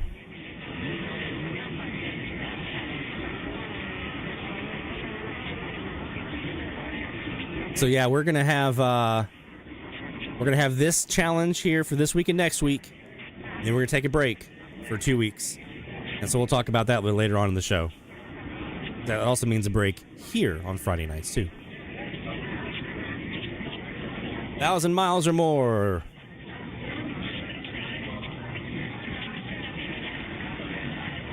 Jacob has a Bonaire coming in weekly. Let's take a look and see what we have them. Preparing now for the seniors. I wish I would have had this. We should have written this like 15 years ago. It's kind of one of those do-over things. We learn because they're in the 20s for us and 20s and 30s for you guys. We're going to get rid of my local here to be SHO. There they are.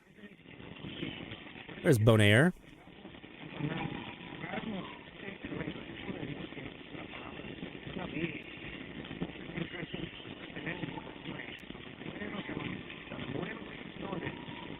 I'll be throwing a couple of resources into the chat here in a bit.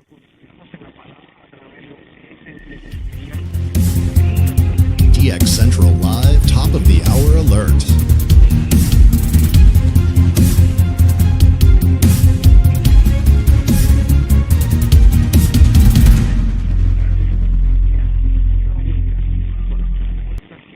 We have a request for BVI. Good one. Let's do this. Let's look. We should have their top of the hour sign off. Well, no, it's a Friday night. They'll be signing off next hour, right?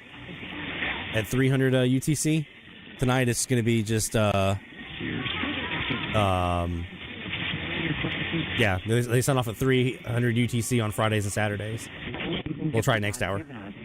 And what that looks like in a real world where there's temptations everywhere. That's next time on Focus on the Family. When you get in touch, please let us know you listen on Sunshine 800 WSHO. I'm John Fuller. On behalf of Jim Daly and the entire team, next time as the once again help you and your family thrive in Christ.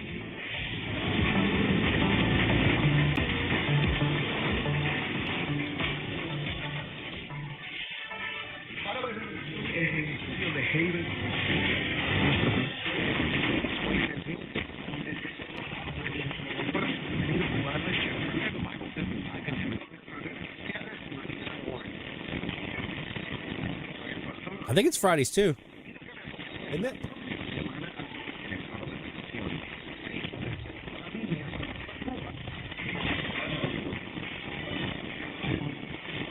It's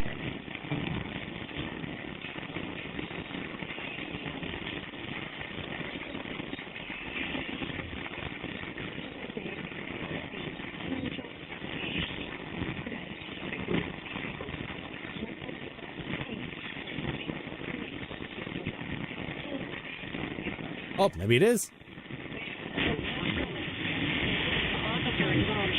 It is just Saturdays. I thought it was Fridays and Saturdays, so we're going to go see if we can get them here. Cases of the reach their high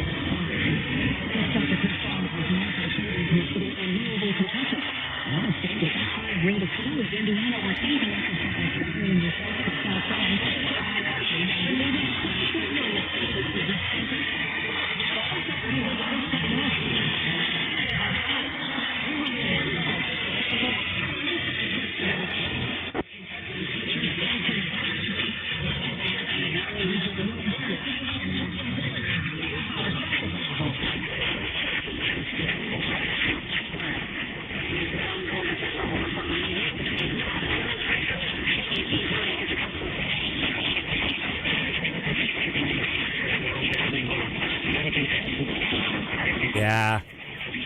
I don't have them here.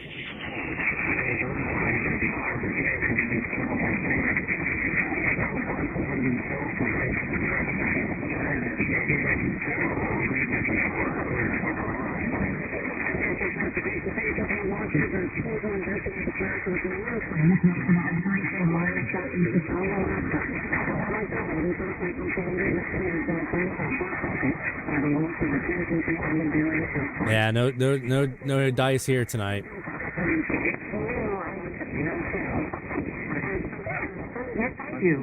It was Wilbur Bassett, the mailman. I see.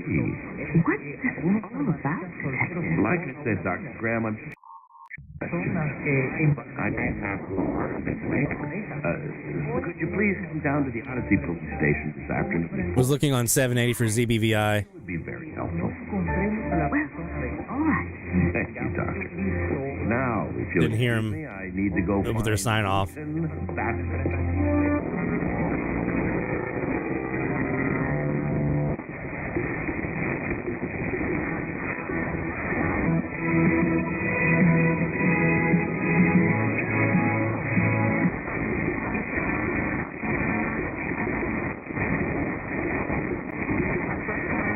Not hearing Bonaire in there right now. Let's go back up to our assortment of Kiwis. I think it's on... Which page did I have them on? Nope, not that one. No, not that one. Ah, here it is. Here's my Kiwi page. Okay. Let's go back to 800 here.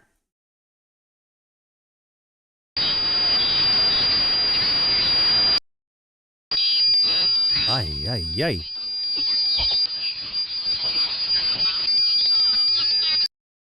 No. You see, they're on...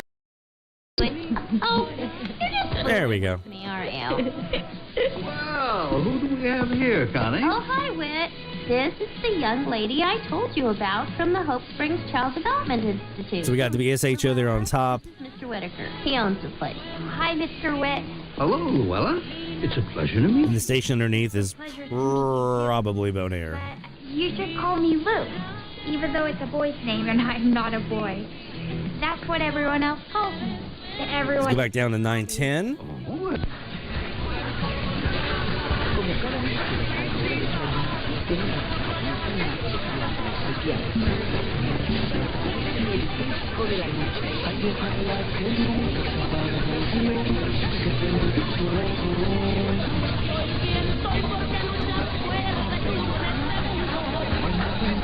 And I just hit publish on the challenge page, so that should be refreshing here in a minute. Give you access to that form.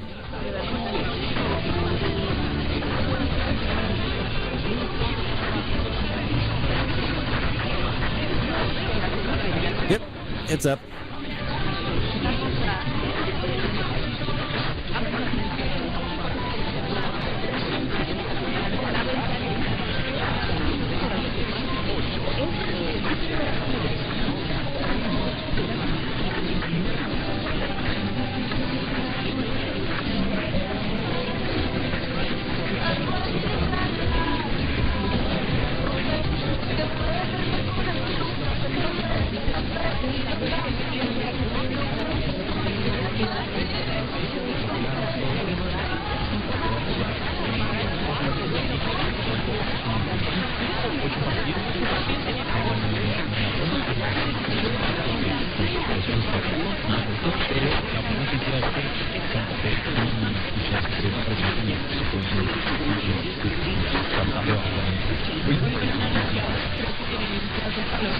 So yeah, you're going to be seeing me spend a lot of time looking down south the next 2 weeks.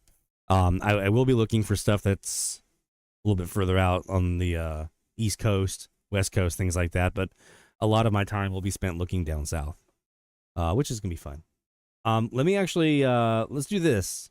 We're going to take a quick break. When we come back, we'll actually talk about some strategies for this challenge. Some things that I think would be helpful for folks who might, be looking for some ways to identify these stations and get new ones in their logbook. So don't go anywhere, my friends. More DX Central Live is coming up right after this. DX Central, because we're all about radio. Visit us at dxcentralonline.com or check us out on YouTube. Search DX Central. DX Central Live is brought to you in part by...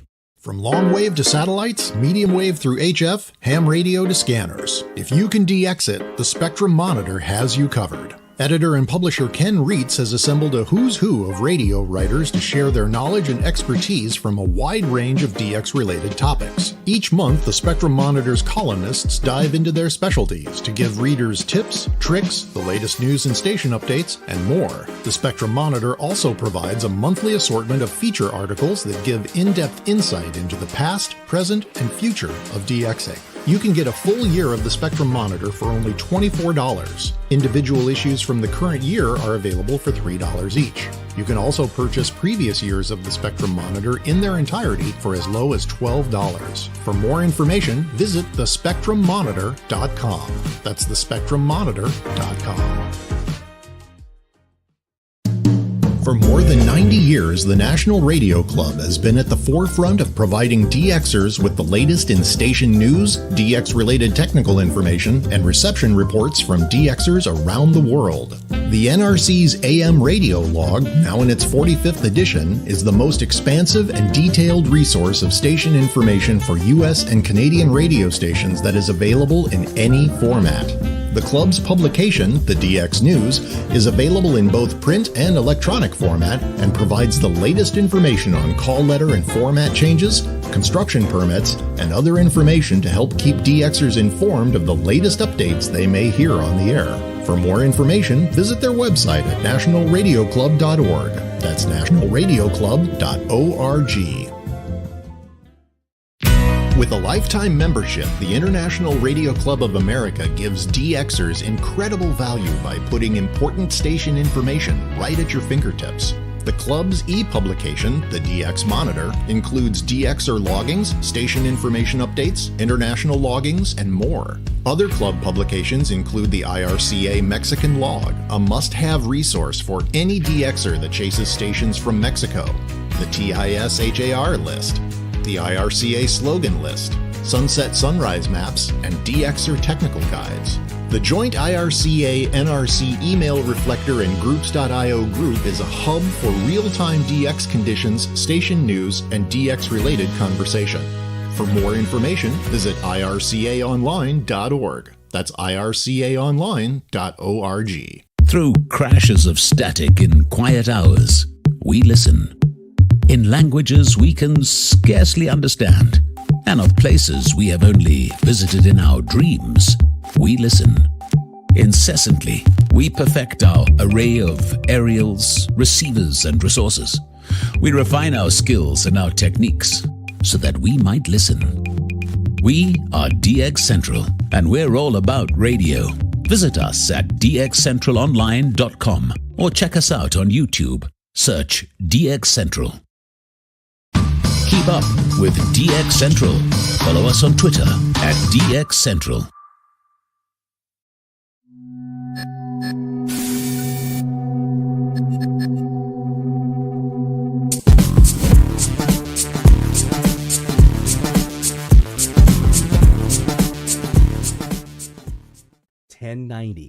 I was sitting on this last night and I heard my friends on Radio Vision in Tumbes, Peru last night. When they have this one guy, it's this one church down there in Peru, and when the pastor is doing his thing, he's doing the prayers, it sticks out like a sore thumb.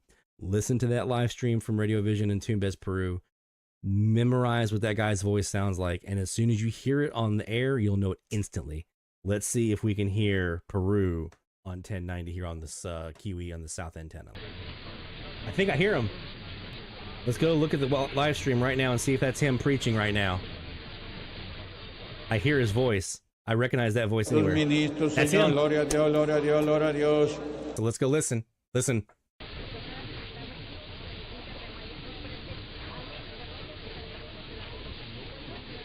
Headphones if you need them. He's there.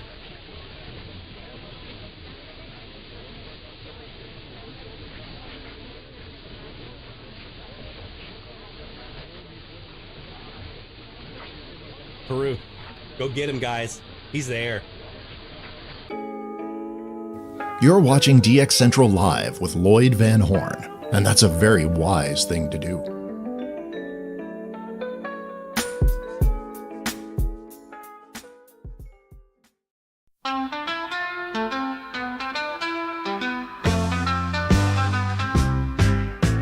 Airwaves playing loud and clear.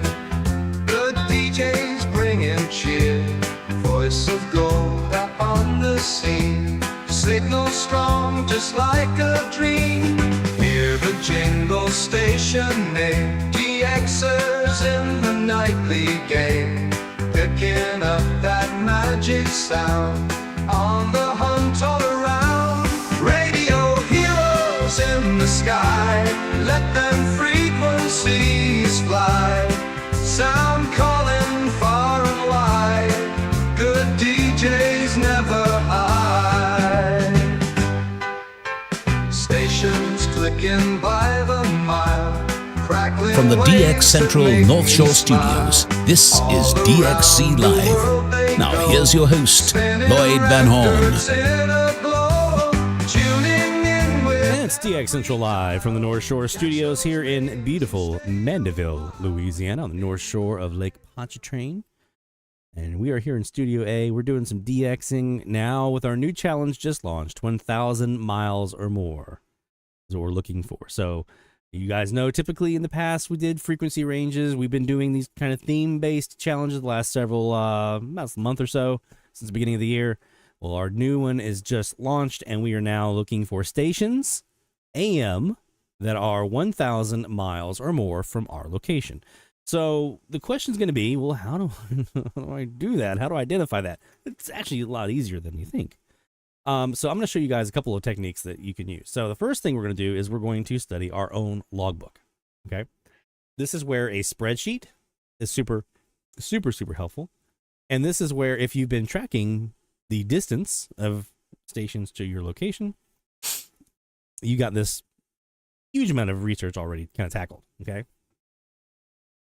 So if I go over here, this is my logbook here, and I'm going to go over to my my mileage field that I'm tracking here.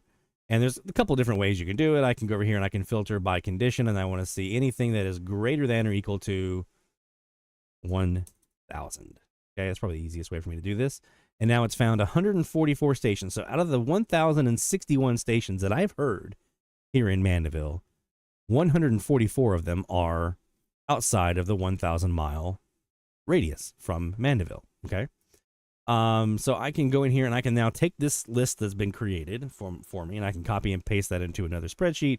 And there's a target list. These are stations that I've already heard. Okay. And I can go after those and I can fill up on those kind of like, easy. Well, should be. Most of them be easy. Some of those are going to be the ones you're like, oh my gosh, I can't believe I heard that station, Paraguay. I can look at that right here on the screen right now and say, am I going to hear them or British Virgin Islands again this next 2 weeks? Probably not, but I'll give them a shot. So yeah, this gives you a nice, easy target list to kind of start from. And another thing it can also do is it can help you identify, okay, what does 1,000 miles really mean? So I'm looking at like Buffalo, New York. Okay, that's 1,000 miles from here. I'm looking at some other U.S. stuff here. Albuquerque, that's 1,000 miles or more. Obviously a lot of South America, but not like Mexico City is 965 miles, I think, from here. So a lot of Mexico is out of the play for me here. I have to get deeper into Central and South America to really do that. Montana, that would be 1,000 miles. Wyoming, that'd be 1,000 miles, right? So I get to start narrowing down an idea of what 1,000 miles looks like and what that range actually is, and what are some places that can kind of get me that 1,000 mile radius. There's another way you can do this as well, and I'm going to show you this a little bit easier way to kind of think about visually what does 1,000 miles look like from your location. So we're going to go, and I'm just going to Google Great Circle. I could type map generator. Okay. We're going to Google Great Circle Map Generator. And if you go over here to our good friend VE7SL, his website is like the second one that's on here. This is Steve's blog here. Steve McDonald. you can go over here, and I'll throw this link here in the chat as well. And you can actually create a great circle map from your location, and you can set it to whatever distance you want it to be. Now, again, for our purposes, we're using 1,000 miles, and 1,000 miles just happens to be 1,609 kilometers, roughly, okay? And that's what this great circle map generator we're going to use is kilometers. So, where it says right here, generator can be found here, that's where you're going to click. Go to can be found here, and that brings you to this page. I'll just go ahead and also provide this direct link for you, but I also recommend that you go to our friend Steve's blog, because he's got a great one, and he's a supporter of the channel. Anyone who supports us, man, you're getting a thumbs up from me too, so appreciate you, Steve. So go check out his blog. This is the direct link to the Great Circle Map generator, and it's super easy to use. So you're going to call it something like 1,000-mile radius from me, or something like that. For your location, you can get uber specific in how you want to do this. I usually just throw in my grid. So like for here in Mandeville, we're an Echo Mike 40XI. That's our grid square here. You don't even have to have the last two letters. You can just do like Echo Mike 40, right? If I was in Charleston, it'd be FMO2. I still remember that one. Actually, it was FMO2 Bravo Whiskey. That's where I was. But you would want to know your grid square, or you can also use Latin long in here as well. I think, if I remember correctly, you can put in Latin long. It's been a while since I looked at it, but there's a little help indicator here so you can see what options are available for you. There are 4 ways of specifying location. Your Maidenhead grid square is one of them. Second way is Latin long, pair as 2 real numbers separated by a comma. The third approach involves the Latin long in degrees, minutes, and seconds. And the fourth way is to enter a city name like Chicago, Paris, London. For non-US cities, enter the city, comma, country. So that's how you would kind of do that. So there's 4 different ways you can enter your location here. I'm just going to use the grid square because that's the easiest to do for me. And then you want to put your distance in. This would need to be in kilometers. So in this case, I'm going to do 1609, since I know that is the 1,000-mile radius that we're looking for. Okay, you have some different options here if you want to label cities and do all the different things. But if you just go ahead and create the map, this is going to show you everything that's within 1,000 miles of your location, right? So in that regard, anything that's outside of this is open season for you. So if it's within this circle map that we're looking at on screen, it doesn't count for me, okay? Anything outside of this great circle map is fair game, right? There's another way we can do this too, and it's been a bit since I've done this one. Google Maps, draw a location. I have to remember what I've used here before.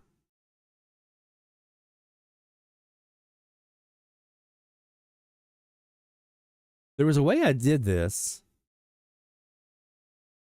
because I actually made a map on my FM logbook. I'll show you guys here. I don't remember how I did this. And if any of you guys remember this, this would be a good time to chime in and be helpful on it, because I've done it before. Now I don't remember where I went, but basically you get something like this. So I start with a map, and then I draw. Oh, I know where it is. Draw radius. Here it is. Draw a circle on a map. There we go. That's my website that I need here. Here's a sec. This is another website you can use. Okay. So in this one, you would pop in your address in here. Okay. So I can say like Mandeville, Louisiana, and I want to do 1,000 miles. Okay. And then I say, give me a new circle. So it gives me that. Okay. So it actually draws me that circle this way. So this is another way that you can do this.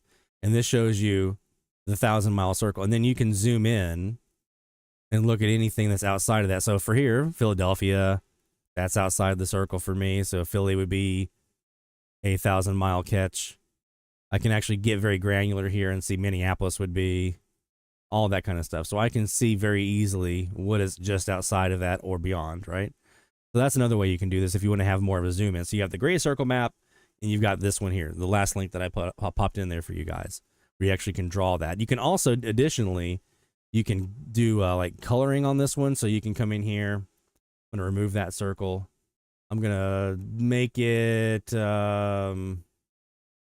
red. and I'm going to make it like a dark red because I want to color it in. I don't want any of that stuff to be like tempting for me. It's like, that's the bad zone. Anything in the red circle is the bad zone. So I'm looking for anything outside of, oops, just don't click and drag on it because then you will move it and you can't undo it. So you have to remove and then do a new one. There we go. No, don't do it. If you click in there, you'll also create one. Let me remove that circle. Okay. Now, there we go. So yeah, you can zoom this around wherever you want to. You will see most of Cuba is out for me. Most of Mexico is out for me. The little sliver here along the west coast of it is. Most of Central America is in play. South America, most of the Caribbean past Cuba is in play. Bahamas are not. Bahamas is not going to work for me. Most of the East Coast is not going to work for me until you get up around northeast, up in that way. Out west, a lot of the west is going to be open. A lot of stuff up north, Canada, that would all be open. So that gives you an idea of what you're looking at and what you can target. So you can basically say, okay, I'm looking for anything that's outside of this circle. So Colombia, anything in Colombia is going to be good. Anything from Venezuela is going to be good. Ecuador is going to be good. Peru, so forth. So that can help you narrow this down very easily and identify your targets for this challenge. Okay. And then also, how do you know the distance of the stations you're listening to? There's a multitude of ways we can do that. So probably the one that for me has been the easiest is Medium Wave List. So you set up your account with mediumwavelist.org, and part of that is identifying your location. And then when you are on a frequency, it'll actually tell you the distance. And so you can actually look down here and just say, okay, let me look at the list of everything that's 1,000 miles or more, and that's your target. You can go frequency by frequency and do that. Okay. You can just go by frequency and just scroll down till you get to the 1,000-mile mark, which for me is right here, right? On this frequency, which is 1100, I need to go down to XETGO, Que Buena. Anything from there or below would be open season for me to hear. So if it's something I've logged already on Medium Wave List, I can see that very easily, but I can just start looking at those and using that to kind of formulate a target list. You can also do the same thing for U.S. stations specifically, although the data is outdated right now because it's the way the FCC has changed their the way they do their data and have it accessible. It's no longer for now. This list is out of date from July 23rd, but you can go ahead and you can put your lat long in, calculate your distance and bearing. You can then export that into a spreadsheet, and you can filter that down for anything that's over 1,000 miles. So that gets you all your U.S. stations. You have a starting point there. You can also do Tim Tromp's website. I'll throw his in here in the chat. Here's Tim's website, and I'll go back and grab Mesa Mike's here in a second. You can do the same thing. You can enter your lat long in here, and then when you pull up a station's information, it can actually tell you how far that station is away. Now, this is Canada and U.S., right? So you would be able to use that for those domestic stations.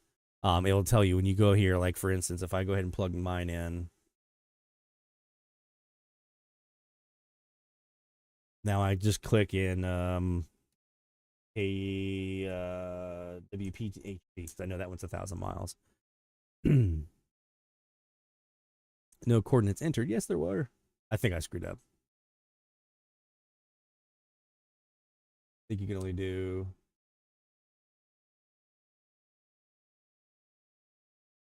Anyway, I know I screwed something up on there. But anyway, you can enter your details in there and then hit your search on those stations. It'll tell you the distance as well. So those are 3 different methods you can use to actually find the distance of the stations you're listening to or to create a target list. Here's Mesa Mike's site. I'll throw that in the chat.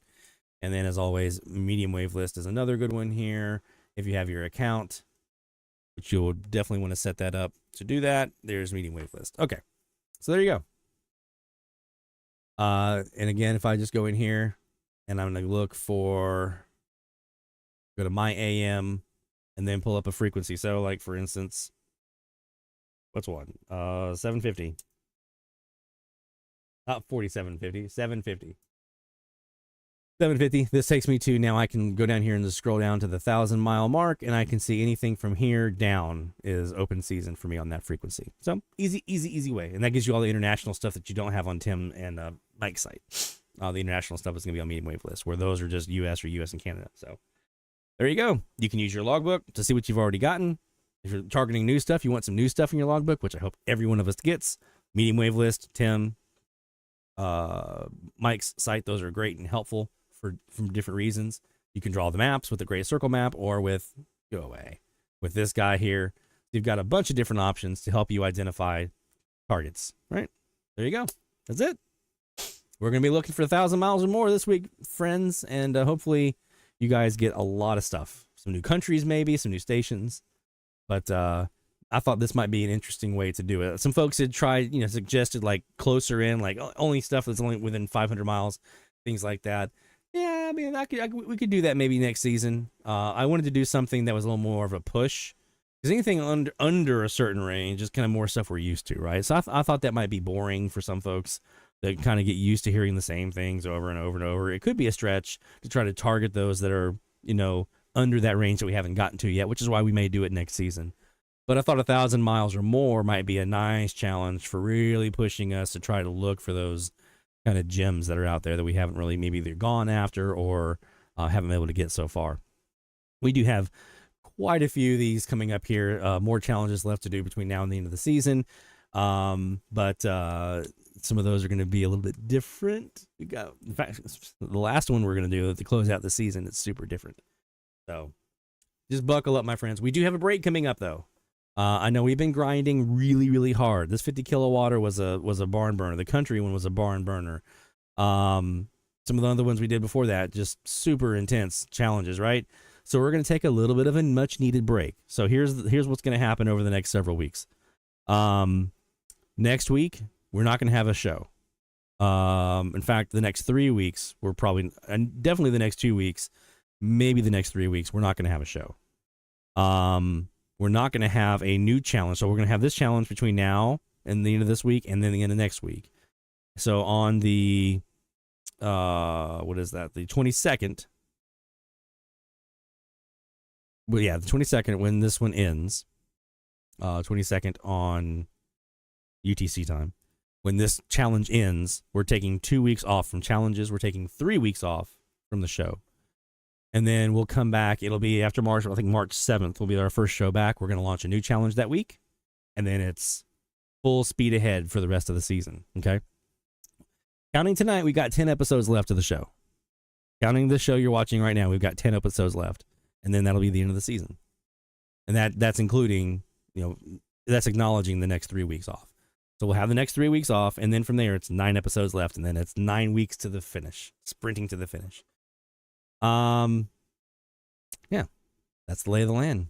You guys will have a bit of a reprieve, spend some time behind the dial, spend some time away from the dials, whatever you need to do to kind of recharge the batteries, because the remainder challenges that we have,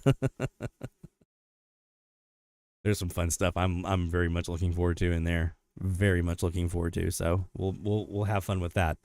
All right, let's do some more DX. I've rattled on long enough. And this is where I was going to do the demonstration for you guys of the diversity mode in SDR Connect, but I don't have that available. Actually, I can do one thing. I can do a really quick video and show it to you guys here, what we did. And then we'll do some shout outs, and then we'll get back to the DX. How about that? I like that. So what we're going to show you now is we're going to demonstrate the diversity mode here in SDR Connect that I was using last night when my antenna was still up in the air. This is what I used to try to get rid of a local station here in the New Orleans area, WYLD on 940.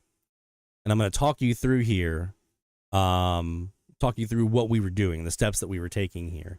And then you'll be able to hear the results as we go along. I'm going to turn this down just a little bit because it is going to be some copywritten stuff in here. Probably going to get flagged for it, but whatever. All right. All right, so the first thing, this is WYLD 940. They are a CQAM stereo, AM stereo station, super loud, super wide. I mean, they're really tough. If you can do something with this station, anything is possible. Even WWL is possible if you can get rid of this one. Here we go. So the first thing that we're doing here is I'm actually trying to get a baseline idea of where the null points are. So you'll see over here we have this rosette over here. So there's a couple areas I want you to keep an eye on. Try to keep an eye on this dBm readout over here. You can also use this meter as a kind of an eyeball as well. When we get those higher value dBm here, so right now we're at what? Negative 52. So we start getting like 60, 70, 80 dBms. That's weakening that signal. We're really attenuating it quite a bit. You'll also see that red kind of disappear and getting down to the green. So we're just taking our left mouse click and spinning and holding it down and spinning it around this rosette. You can also, rather than click and hold, you can right click on your mouse, and then you don't have to hold it down. You can just right click, and then it'll kind of sticky on your mouse. You can kind of move it around this rosette, and you're going in and towards the center and out away from the center, because from the center outward to the outer ring is amplitude. The phase is around the radius of the circle here. So as I move inwards towards this middle point here, if I go out, I'm adjusting the amplitude part of this diversity mode. As I move around from that center point, now I'm adjusting the phase of that, okay? So here we go. So the first thing we're doing is we're just trying to get an idea of where the phase points actually exist, where the deepest null would be. And there you go, right? Here's I'll rewind it here, let you hear where this one was.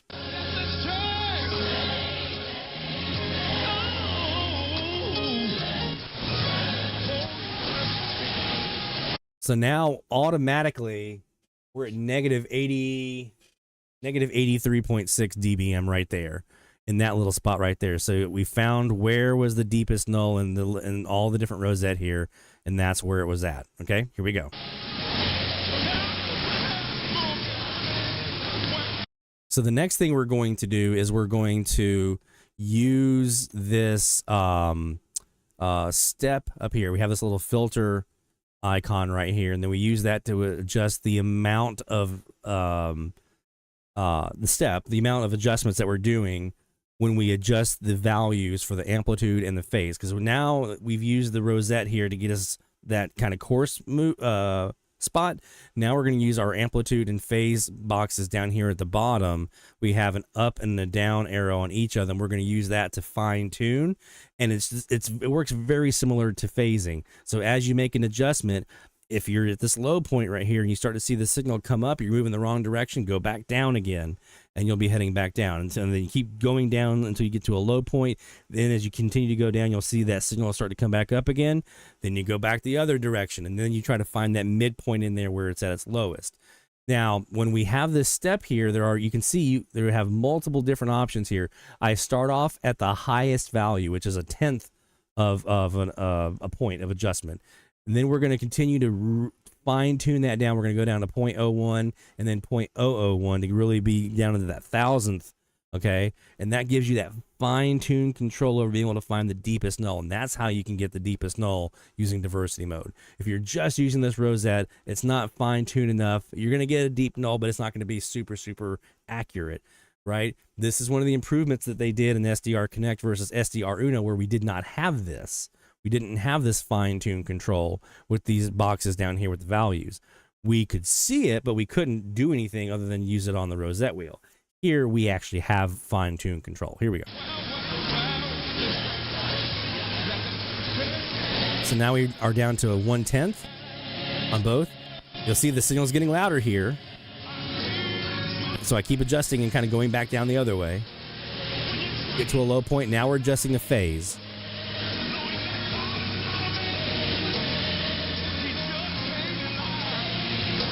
Trying to find that shallow point. You'll see the green meter going down, and then it starts coming back up again. Now we've gone too far. Let's back it back down again.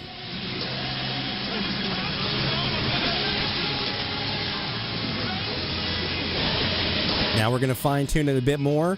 We're going to move that down to 0.001 on the amplitude.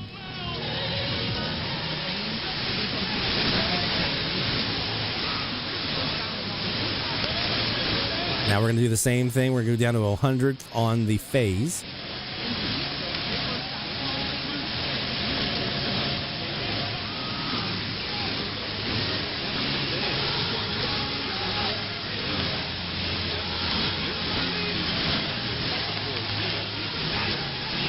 And we're just adjusting these settings back and forth. A little bit on the amplitude, a little bit on the phase. And that's them gone.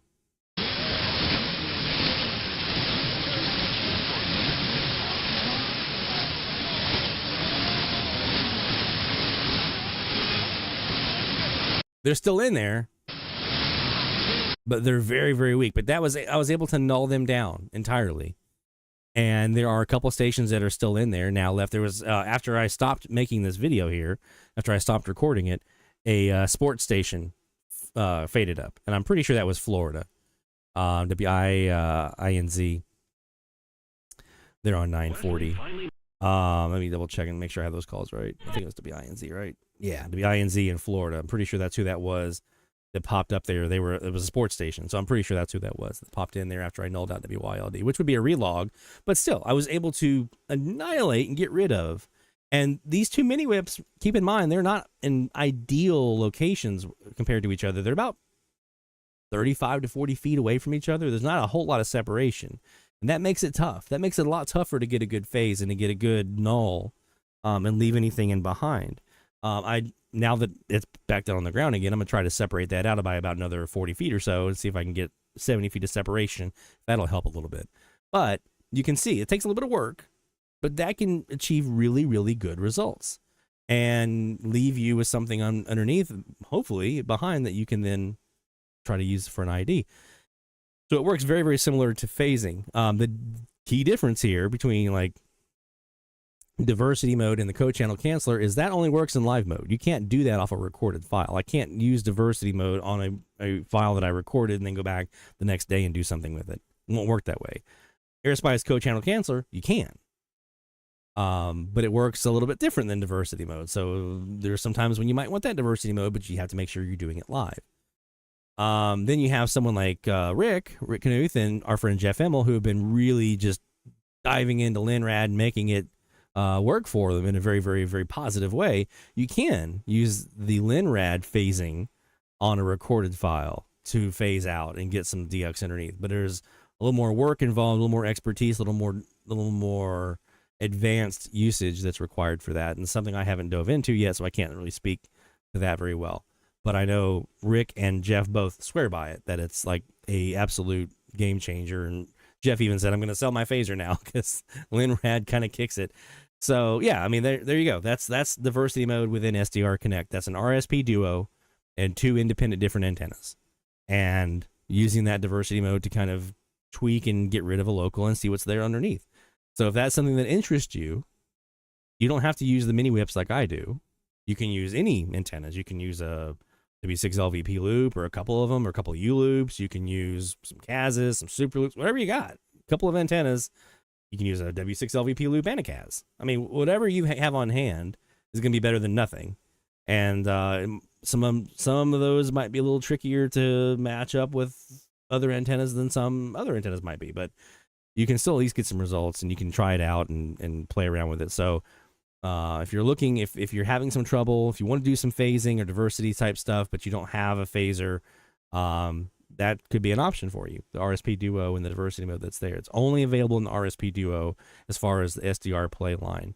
There is another SDR that currently offers two independent receivers, but it doesn't have a diversity mode that I'm aware of. That's why Linrad is what some folks are using as a replacement for that. So if you're looking for like in the native software, SDR Connect is right now what you've got as far as true diversity mode. The new Perseus is supposed to have that, but anywho, I'm not going to talk about that. Let's do some shout outs and then we'll get to the DX. How about that? More shout outs in here because we got a couple more we want to get to. Shout out loud, hear the call for every signal, big or small, from AM to FM, from C to C. We celebrate the ones who slag your IT. Shout out loud, let it be known, you're never DXing all alone. Through the static we found our way. Shout outs making waves today.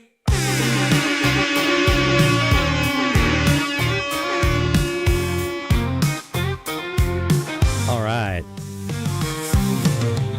Picking up where we left off last hour. David Pete up in Maine on the 2nd of February UTC had a good condition over into Europe here. Got two new logs. 837 Cope in Spain. That's number 13 Spain for David.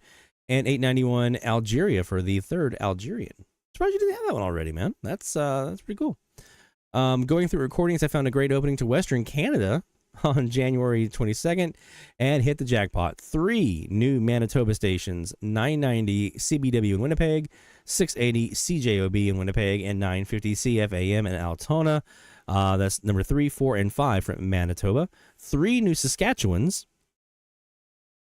750 Beach Radio in there in Melfort, 650 CKOM in Saskatoon, and 600 CJWW also in Saskatoon. Those were for Saskatchewan, 2, 3, and 4 for David. And then 960 CFAC in Calgary for Alberta, number 4 for David. So a big haul, no new provinces, so we're not letting the moose loose, but a big haul of things from north of the border, and then also some new logs over across the ocean. So a very good week for our friend David Pete.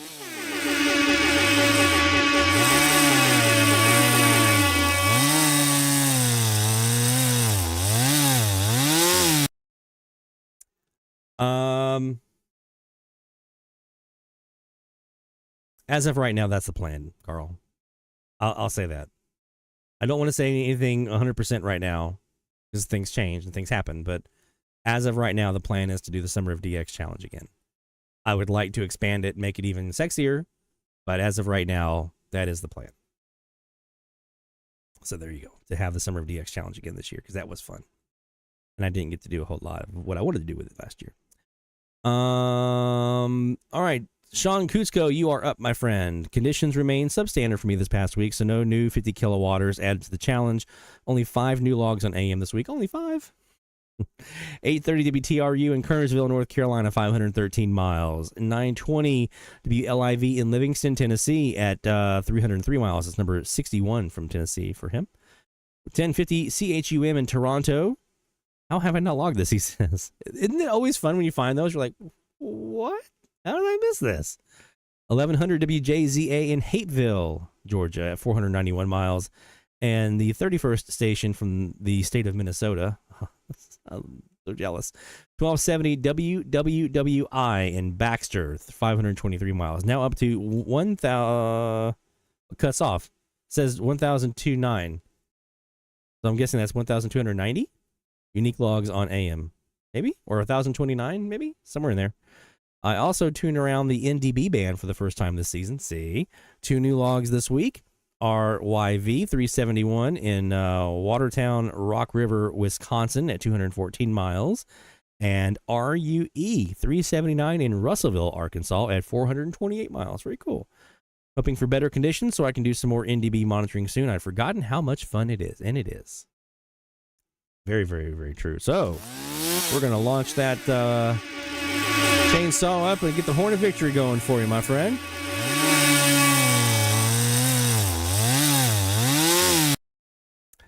All right, well done, my friend. The silky voice of the DX Central ads, Sean Kutsko. And Barry Bankston, you are up next, my friend. So, save the best for last because Barry had a great week. Why? He logged 580 KIDO in Nampa, Idaho for state number 46.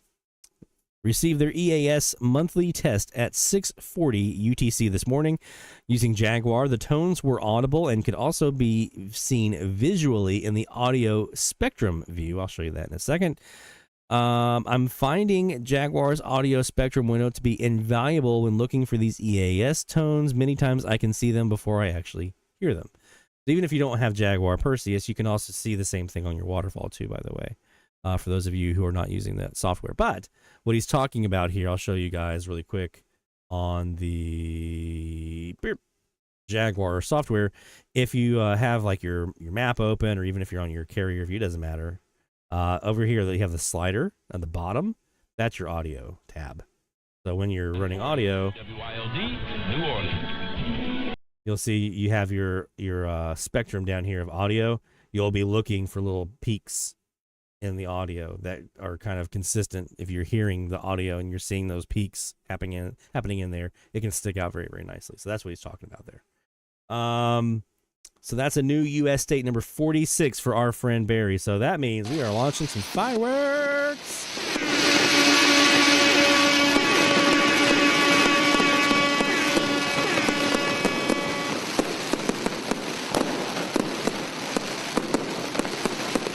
There we go, my friend. Well done. Well done. Idaho. I am jelly. I am a whole jar of Smuckers right here because Oregon and Idaho were on my target list this week, and after multiple attempts, it just wasn't in the cards yet. But we're not going to stop trying because there's more opportunities for that down the line. We'll have some more opportunities for that down the line. All right, there you go, my friend Barry. It was a very quiet week for us. Like I said earlier, day job stuff kind of took and ruled the roost this week, but we did have a couple of things that popped up, so we could talk a bit about that. Where is my logbook? Oh yeah, I have my logbook up here, don't I? Yeah. We did have one new station this week, and that was KFAX, San Francisco. So did the technique we showed you guys last week on DX Central Live, where we took my Kiwi and another Kiwi, and we kind of panned them over. We took like the online Kiwi from like the San Francisco Bay, panned them over to the right, put mine a little bit to the left, and listened for an echo, and sure enough, there it was. KFAX 1100. That was a new one for the number 6 from the state of California for us. So I'm not going to do the, well, you know, I'll do the long side.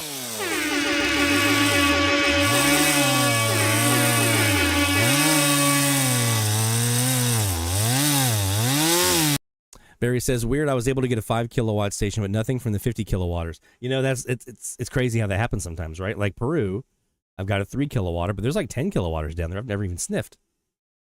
I can hear 3 kilowatters from Ecuador, but, you know, 10, 15 kilowatters from Colombia seems not make it. It's just interesting how propagation works sometimes, isn't it? All right, we are getting close to another top of the hour time frame, which means it's time for some DX. I want to do some DX. How about you guys? Where do you want me to go? We're looking for 1,000 miles or more. I'm assuming we're probably looking Latin America. Where do you want me to go? Tell me where you want me to DX, and we'll pop down there and sit and listen. And maybe if you have your radio, you can DX alongside of us and see if you can hear them as well. We've already tried for 800 PJB Bonaire. We heard them briefly. We did listen for ZBVI and British Virgin Islands at their sign-off. Didn't hear them, but whatever. We heard RCN on 910 from San Andres de Providencia. There you go. Sent it to you just before tonight's show, but I got an FM from Wisconsin via Meteor Scatter this week. From Rick. I don't see it. I'm not... Did you put it on the shout-out form, Rick?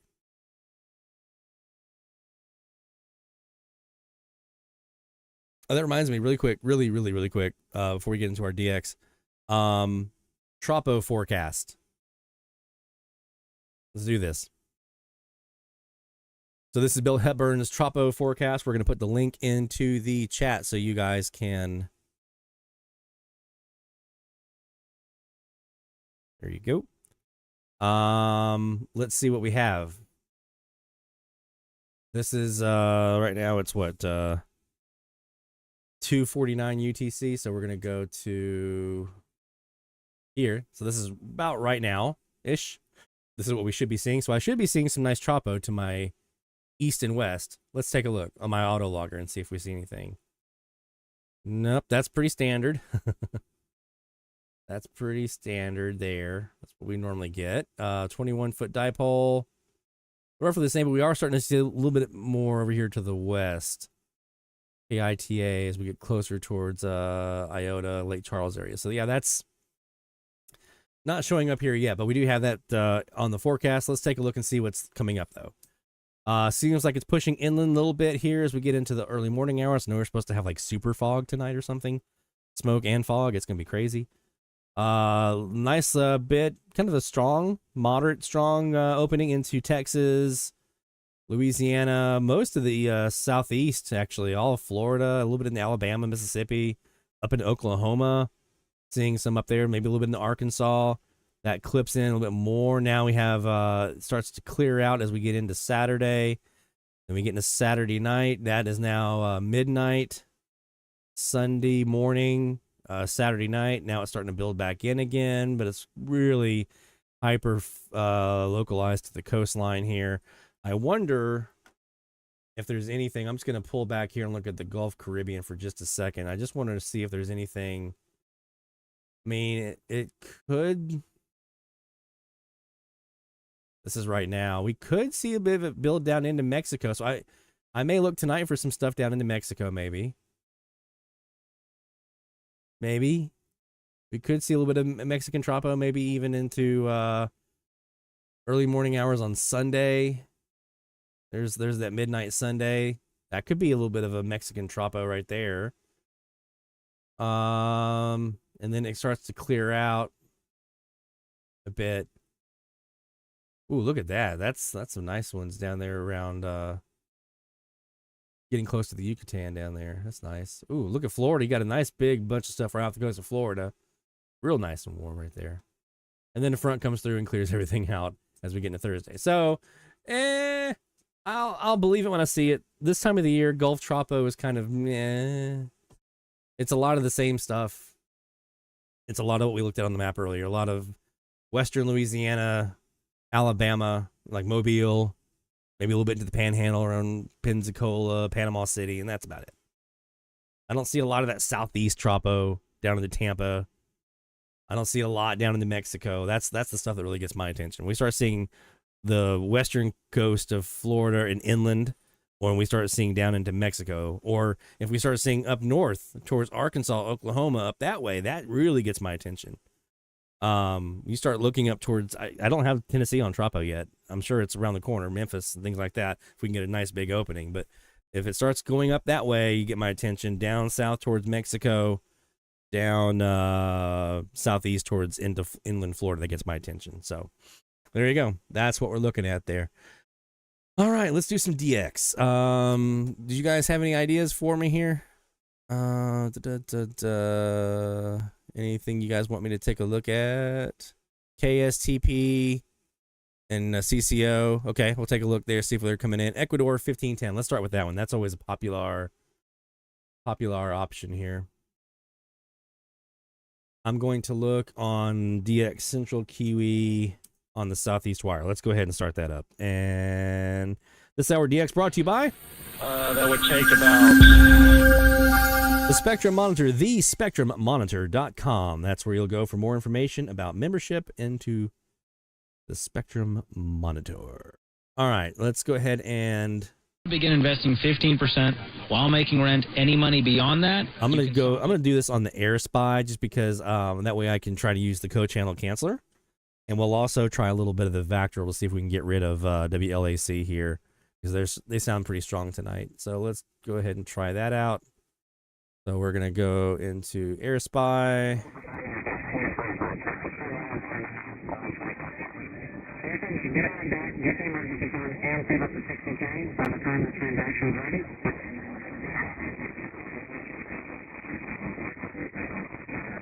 I'm just gonna play with the vactrol here a bit.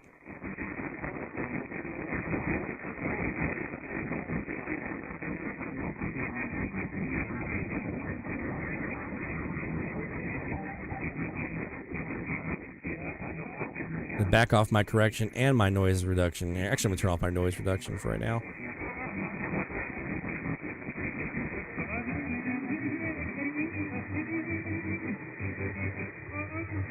two things here. I have to say this. There we go. There is Radio Monumental.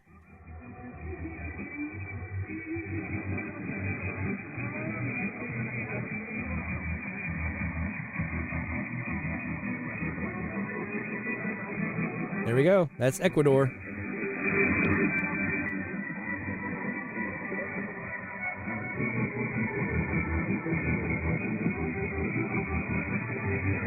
Anybody out there hearing them right now?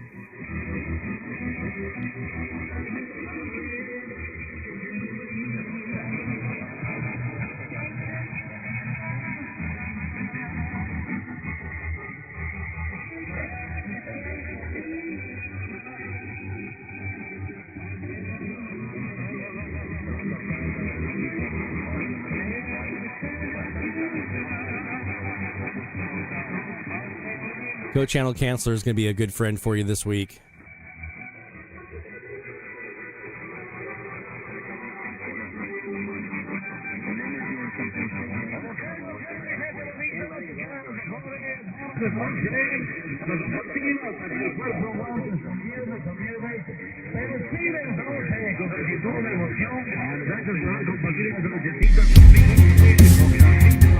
DX Central Live top of the hour alert.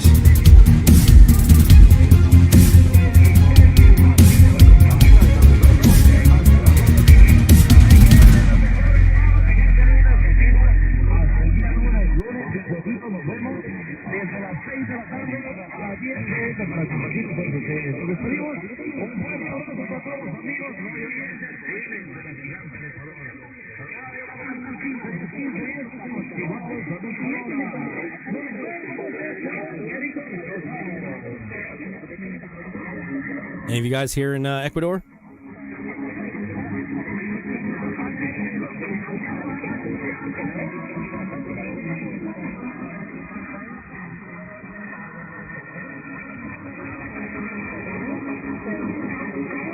Very good, David. Very good strategy.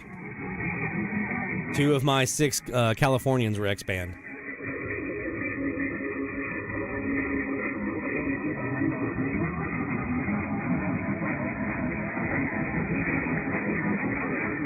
Very, very good strategy. There's also Puerto Rico on 1660. And apparently, U.S. Virgin Islands still on 1620, though I haven't heard them in a long time. But others have said that they have, so.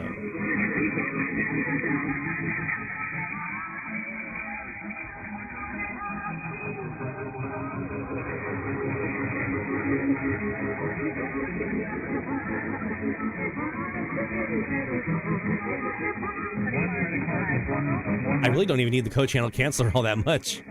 That's how loud they are right now. This is without the canceller.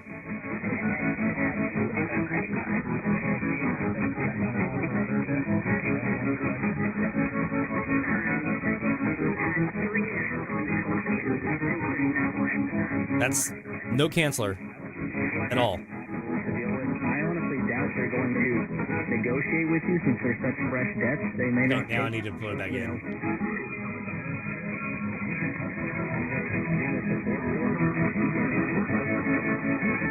And fight the behavior that got her into this mess. Yeah. So if you can avoid going through court and try to find some kind of settlement, See if I can vactrol them out. I would go that route to avoid this escalating. See, I can get rid of Ecuador. You can do if they already have a judgment against her. Lawyer up at this point, or can she settle that herself? My guess is they're pretty threatening about her, basically. This is the first one she's done. Unless she's going to serve papers or just Yeah, I don't know that it's worth hiring a lawyer to deal with this because she owes the money. And if they have proof of something. So we'll have these big waves where LAC gets up top and Ecuador is down, and then Ecuador comes up and LAC goes down.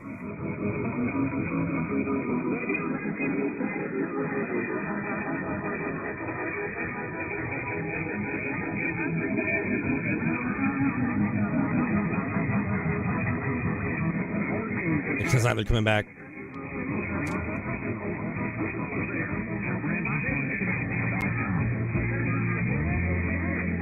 The shuttle from the airport in Cancun to our resort was interesting. There's a time to rent, but you don't want to do it forever. With a mortgage.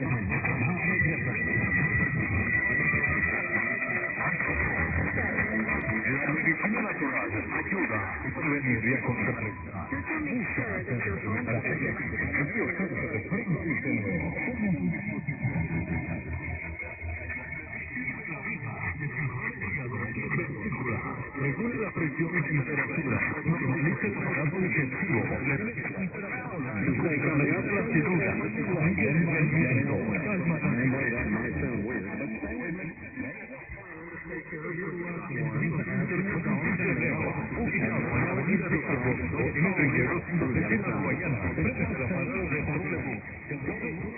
Forms.com to complete your will with the promo code.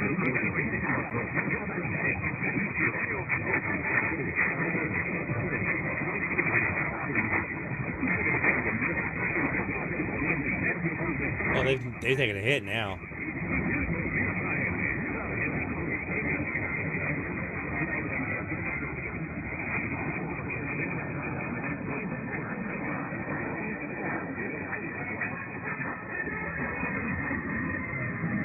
The total money makeover.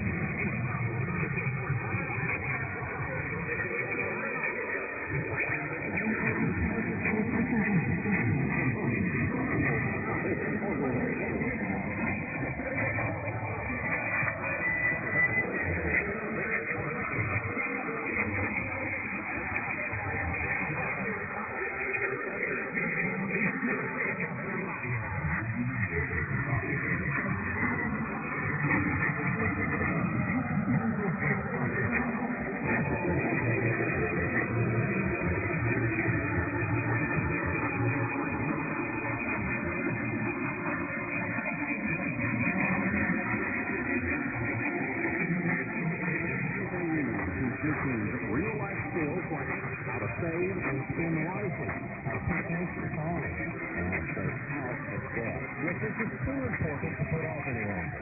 This is the money course you'll wish you had when you were in school. Check out Foundations in Personal Finance today. That's LAC really popping up.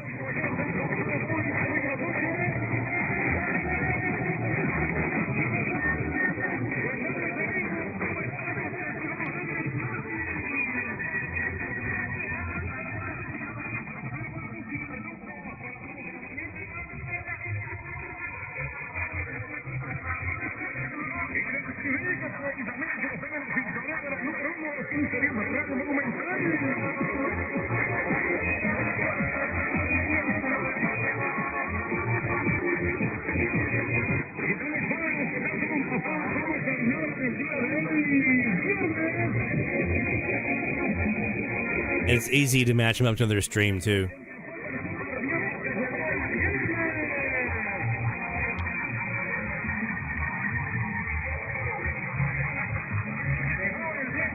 And their music, man, it's immediately identifiable.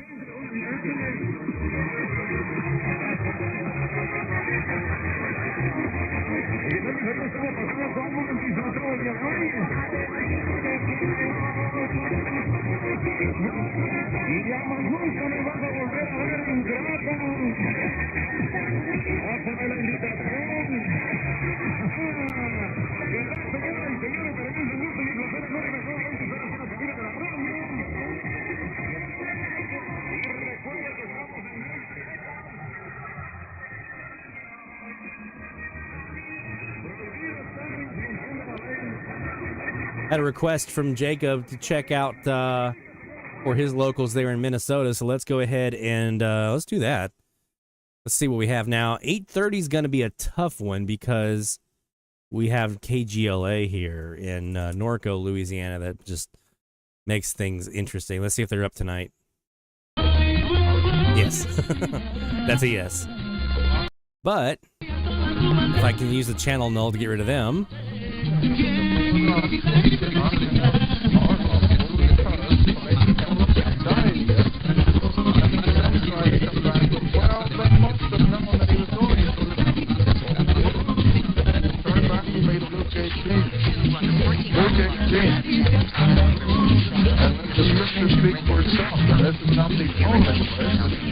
Is that them? Is that CCO there with the talk? Stop in for 31 minutes. Okay, version 1. So if you ever some long person, some of these things, and then they come back and say, oh, well, they must have known. We're gonna use Jacob's on his Kiwi here. See if we can match up what he's got on English. Find out what your guaranteed cash offer would be. Go to Chris. Yeah, it's in there. Well, let's go to 1500. And let's take off our channel null. LAC is going to make this fun.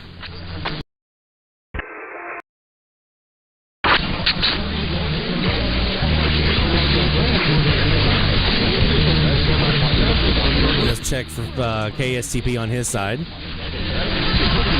MVP was not first team All-Pro. Right, this will be a good opportunity for us to test our technique. So we're going to go ahead and pull his Kiwi here a little bit to my right, about 50 or so on the right-hand side. We're going to pull my Kiwi, not maybe as far, maybe about 42, 43 on that side, and let's just see what we got. Victoria.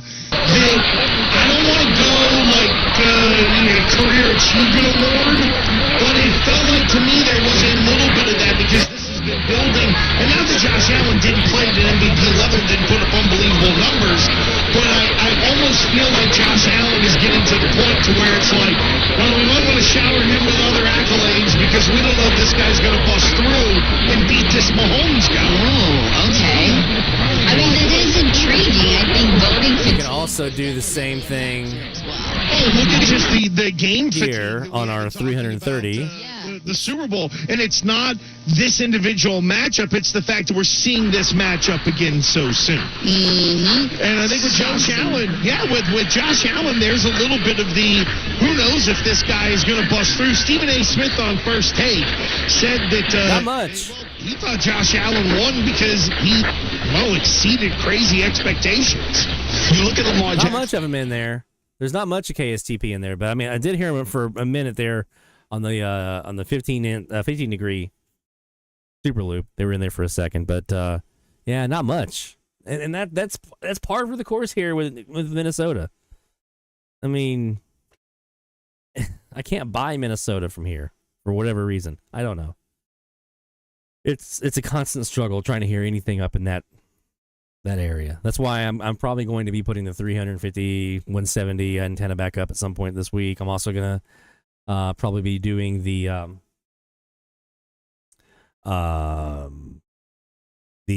super loop or the CAS on the 215 side of the super.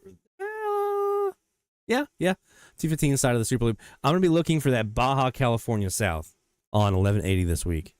Next 2 weeks. That's one of my biggest goals for this next 2 weeks is to get that Baja California South on 1180 or was it 1090? Not 1090. 1050. 1050 or 1180. Those are the two that are available. And so I'm going to be hitting those hard the next 2 weeks, looking for those. Because that's the state that I need in Mexico, and those are both over 1,000 miles. So those are going to be very big targets for me this week. Other targets, I might give myself another shot at Montevideo, Uruguay on 770 this next 2 weeks. See if I can maybe finagle that one in. I might spend some time looking out west again for Oregon and Idaho. Those are over 1,000 miles. Doing some of those targets that I just couldn't pull off this last week. So we'll keep plugging at that. I might use this as an opportunity to really try to get some new stuff in the logbook. I might go back and revisit some that I'm just trying to recalibrate with, but especially for checking conditions and stuff. So you'll see some of those in there for me this week on the challenge. But I think most of it's going to really be like shooting for new stuff. Baja California South, Oregon, Idaho, Uruguay, whatever else I can get down in South America that would be new would be nice as well. So definitely gonna be flipping all the antennas down south at some point this week. So, all right, that's our show for this week. Again, definitely the next 2 weeks, we're not going to be here. Probably 3. Just depends that week right before Fat Tuesday. It depends on what we got going on. If we're going to go to the parades or not, I don't know. We'll see. But definitely next week and the following week. So the 14th and 21st, we will not be here. 28th is up in the air, but 14th and 21st, we will not be here. We'll be out gallivanting at the Mardi Gras parades here on the North Shore. This 1,000 kilowatt or this 1,000 mile challenge between now and the 22nd UTC time, 21st, between now and then once that is over, then we're taking 2 weeks off, which is why I'm thinking I might take that third week off of the show, taking 2 weeks off. And so then we'll reconvene here on the 7th of March for a new challenge and the last 9 weeks of just sprinting towards the finish. So, for all our sponsors, nationalradioclub.org, the International Radio Club of America, IRCAonline.org, and the Spectrum Monitor, the spectrummonitor.com. From all of them and from all of us here at DXN, we thank you so much for joining us as always. We'll see you guys in a handful of weeks. We'll be back ready to hit it hard. We're going to be doing a lot of push on FM these last 9 weeks. So this is a good time to go maybe do a band scan. February and March are super dead conditions. Go get your band scan done. Okay? Every year, do a band scan of your local market. See if anything's changed. Any new ones popping up. Low power FMs, translators, blah, blah. Go get your band scan done the next 3 weeks. Your FM band scan, top to bottom. Memorize it. Write it down. Know that band, inwards and outwards, because we're going to be pushing the gas pedal on hard starting March 7th on FM. All right? Take care, my friends. We'll see you next time. Best of DX to you all, 73, and good luck.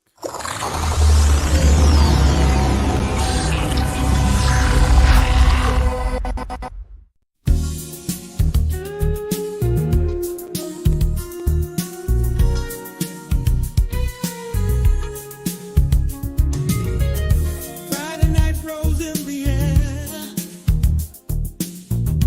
tuning in without a care. Lloyd Van Horn takes the stage. DX Central live engage. AM FM static fight, chasing signals all through night. Waves that travel far and wide. Feel the magic deep inside. DX Central live tonight.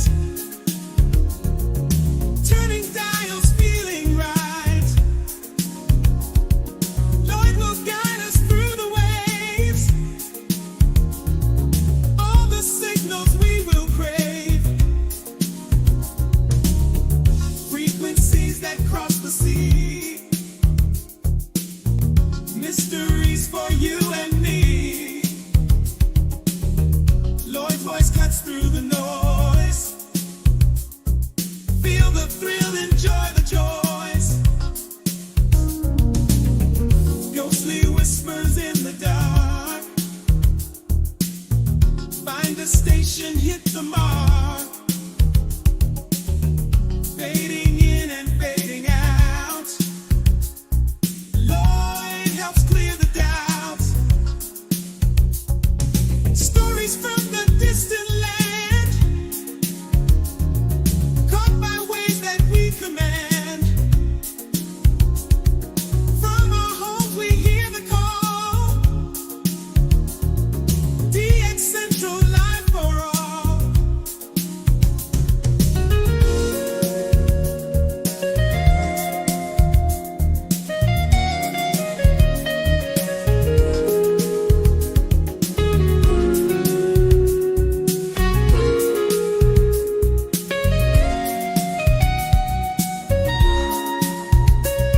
DX Central live tonight. Turning dials, feeling right. Lloyd will guide us through the waves. All the signals we will crave. DX Central live tonight. Turning dials, feeling right. Lloyd will guide us through the waves. All the signals we will crave. DX Central live tonight. Turning dials, feeling right. Lloyd will guide us through the waves. All the signals we will crave. DX Central live tonight. Turning dials, feeling right. Lloyd will guide us through the waves.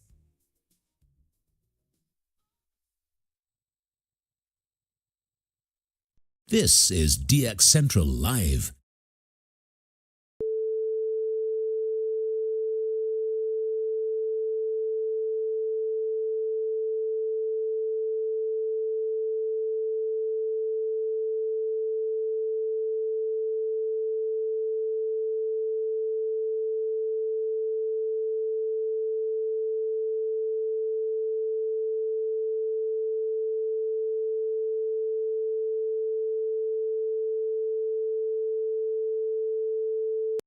This is DX Central Live.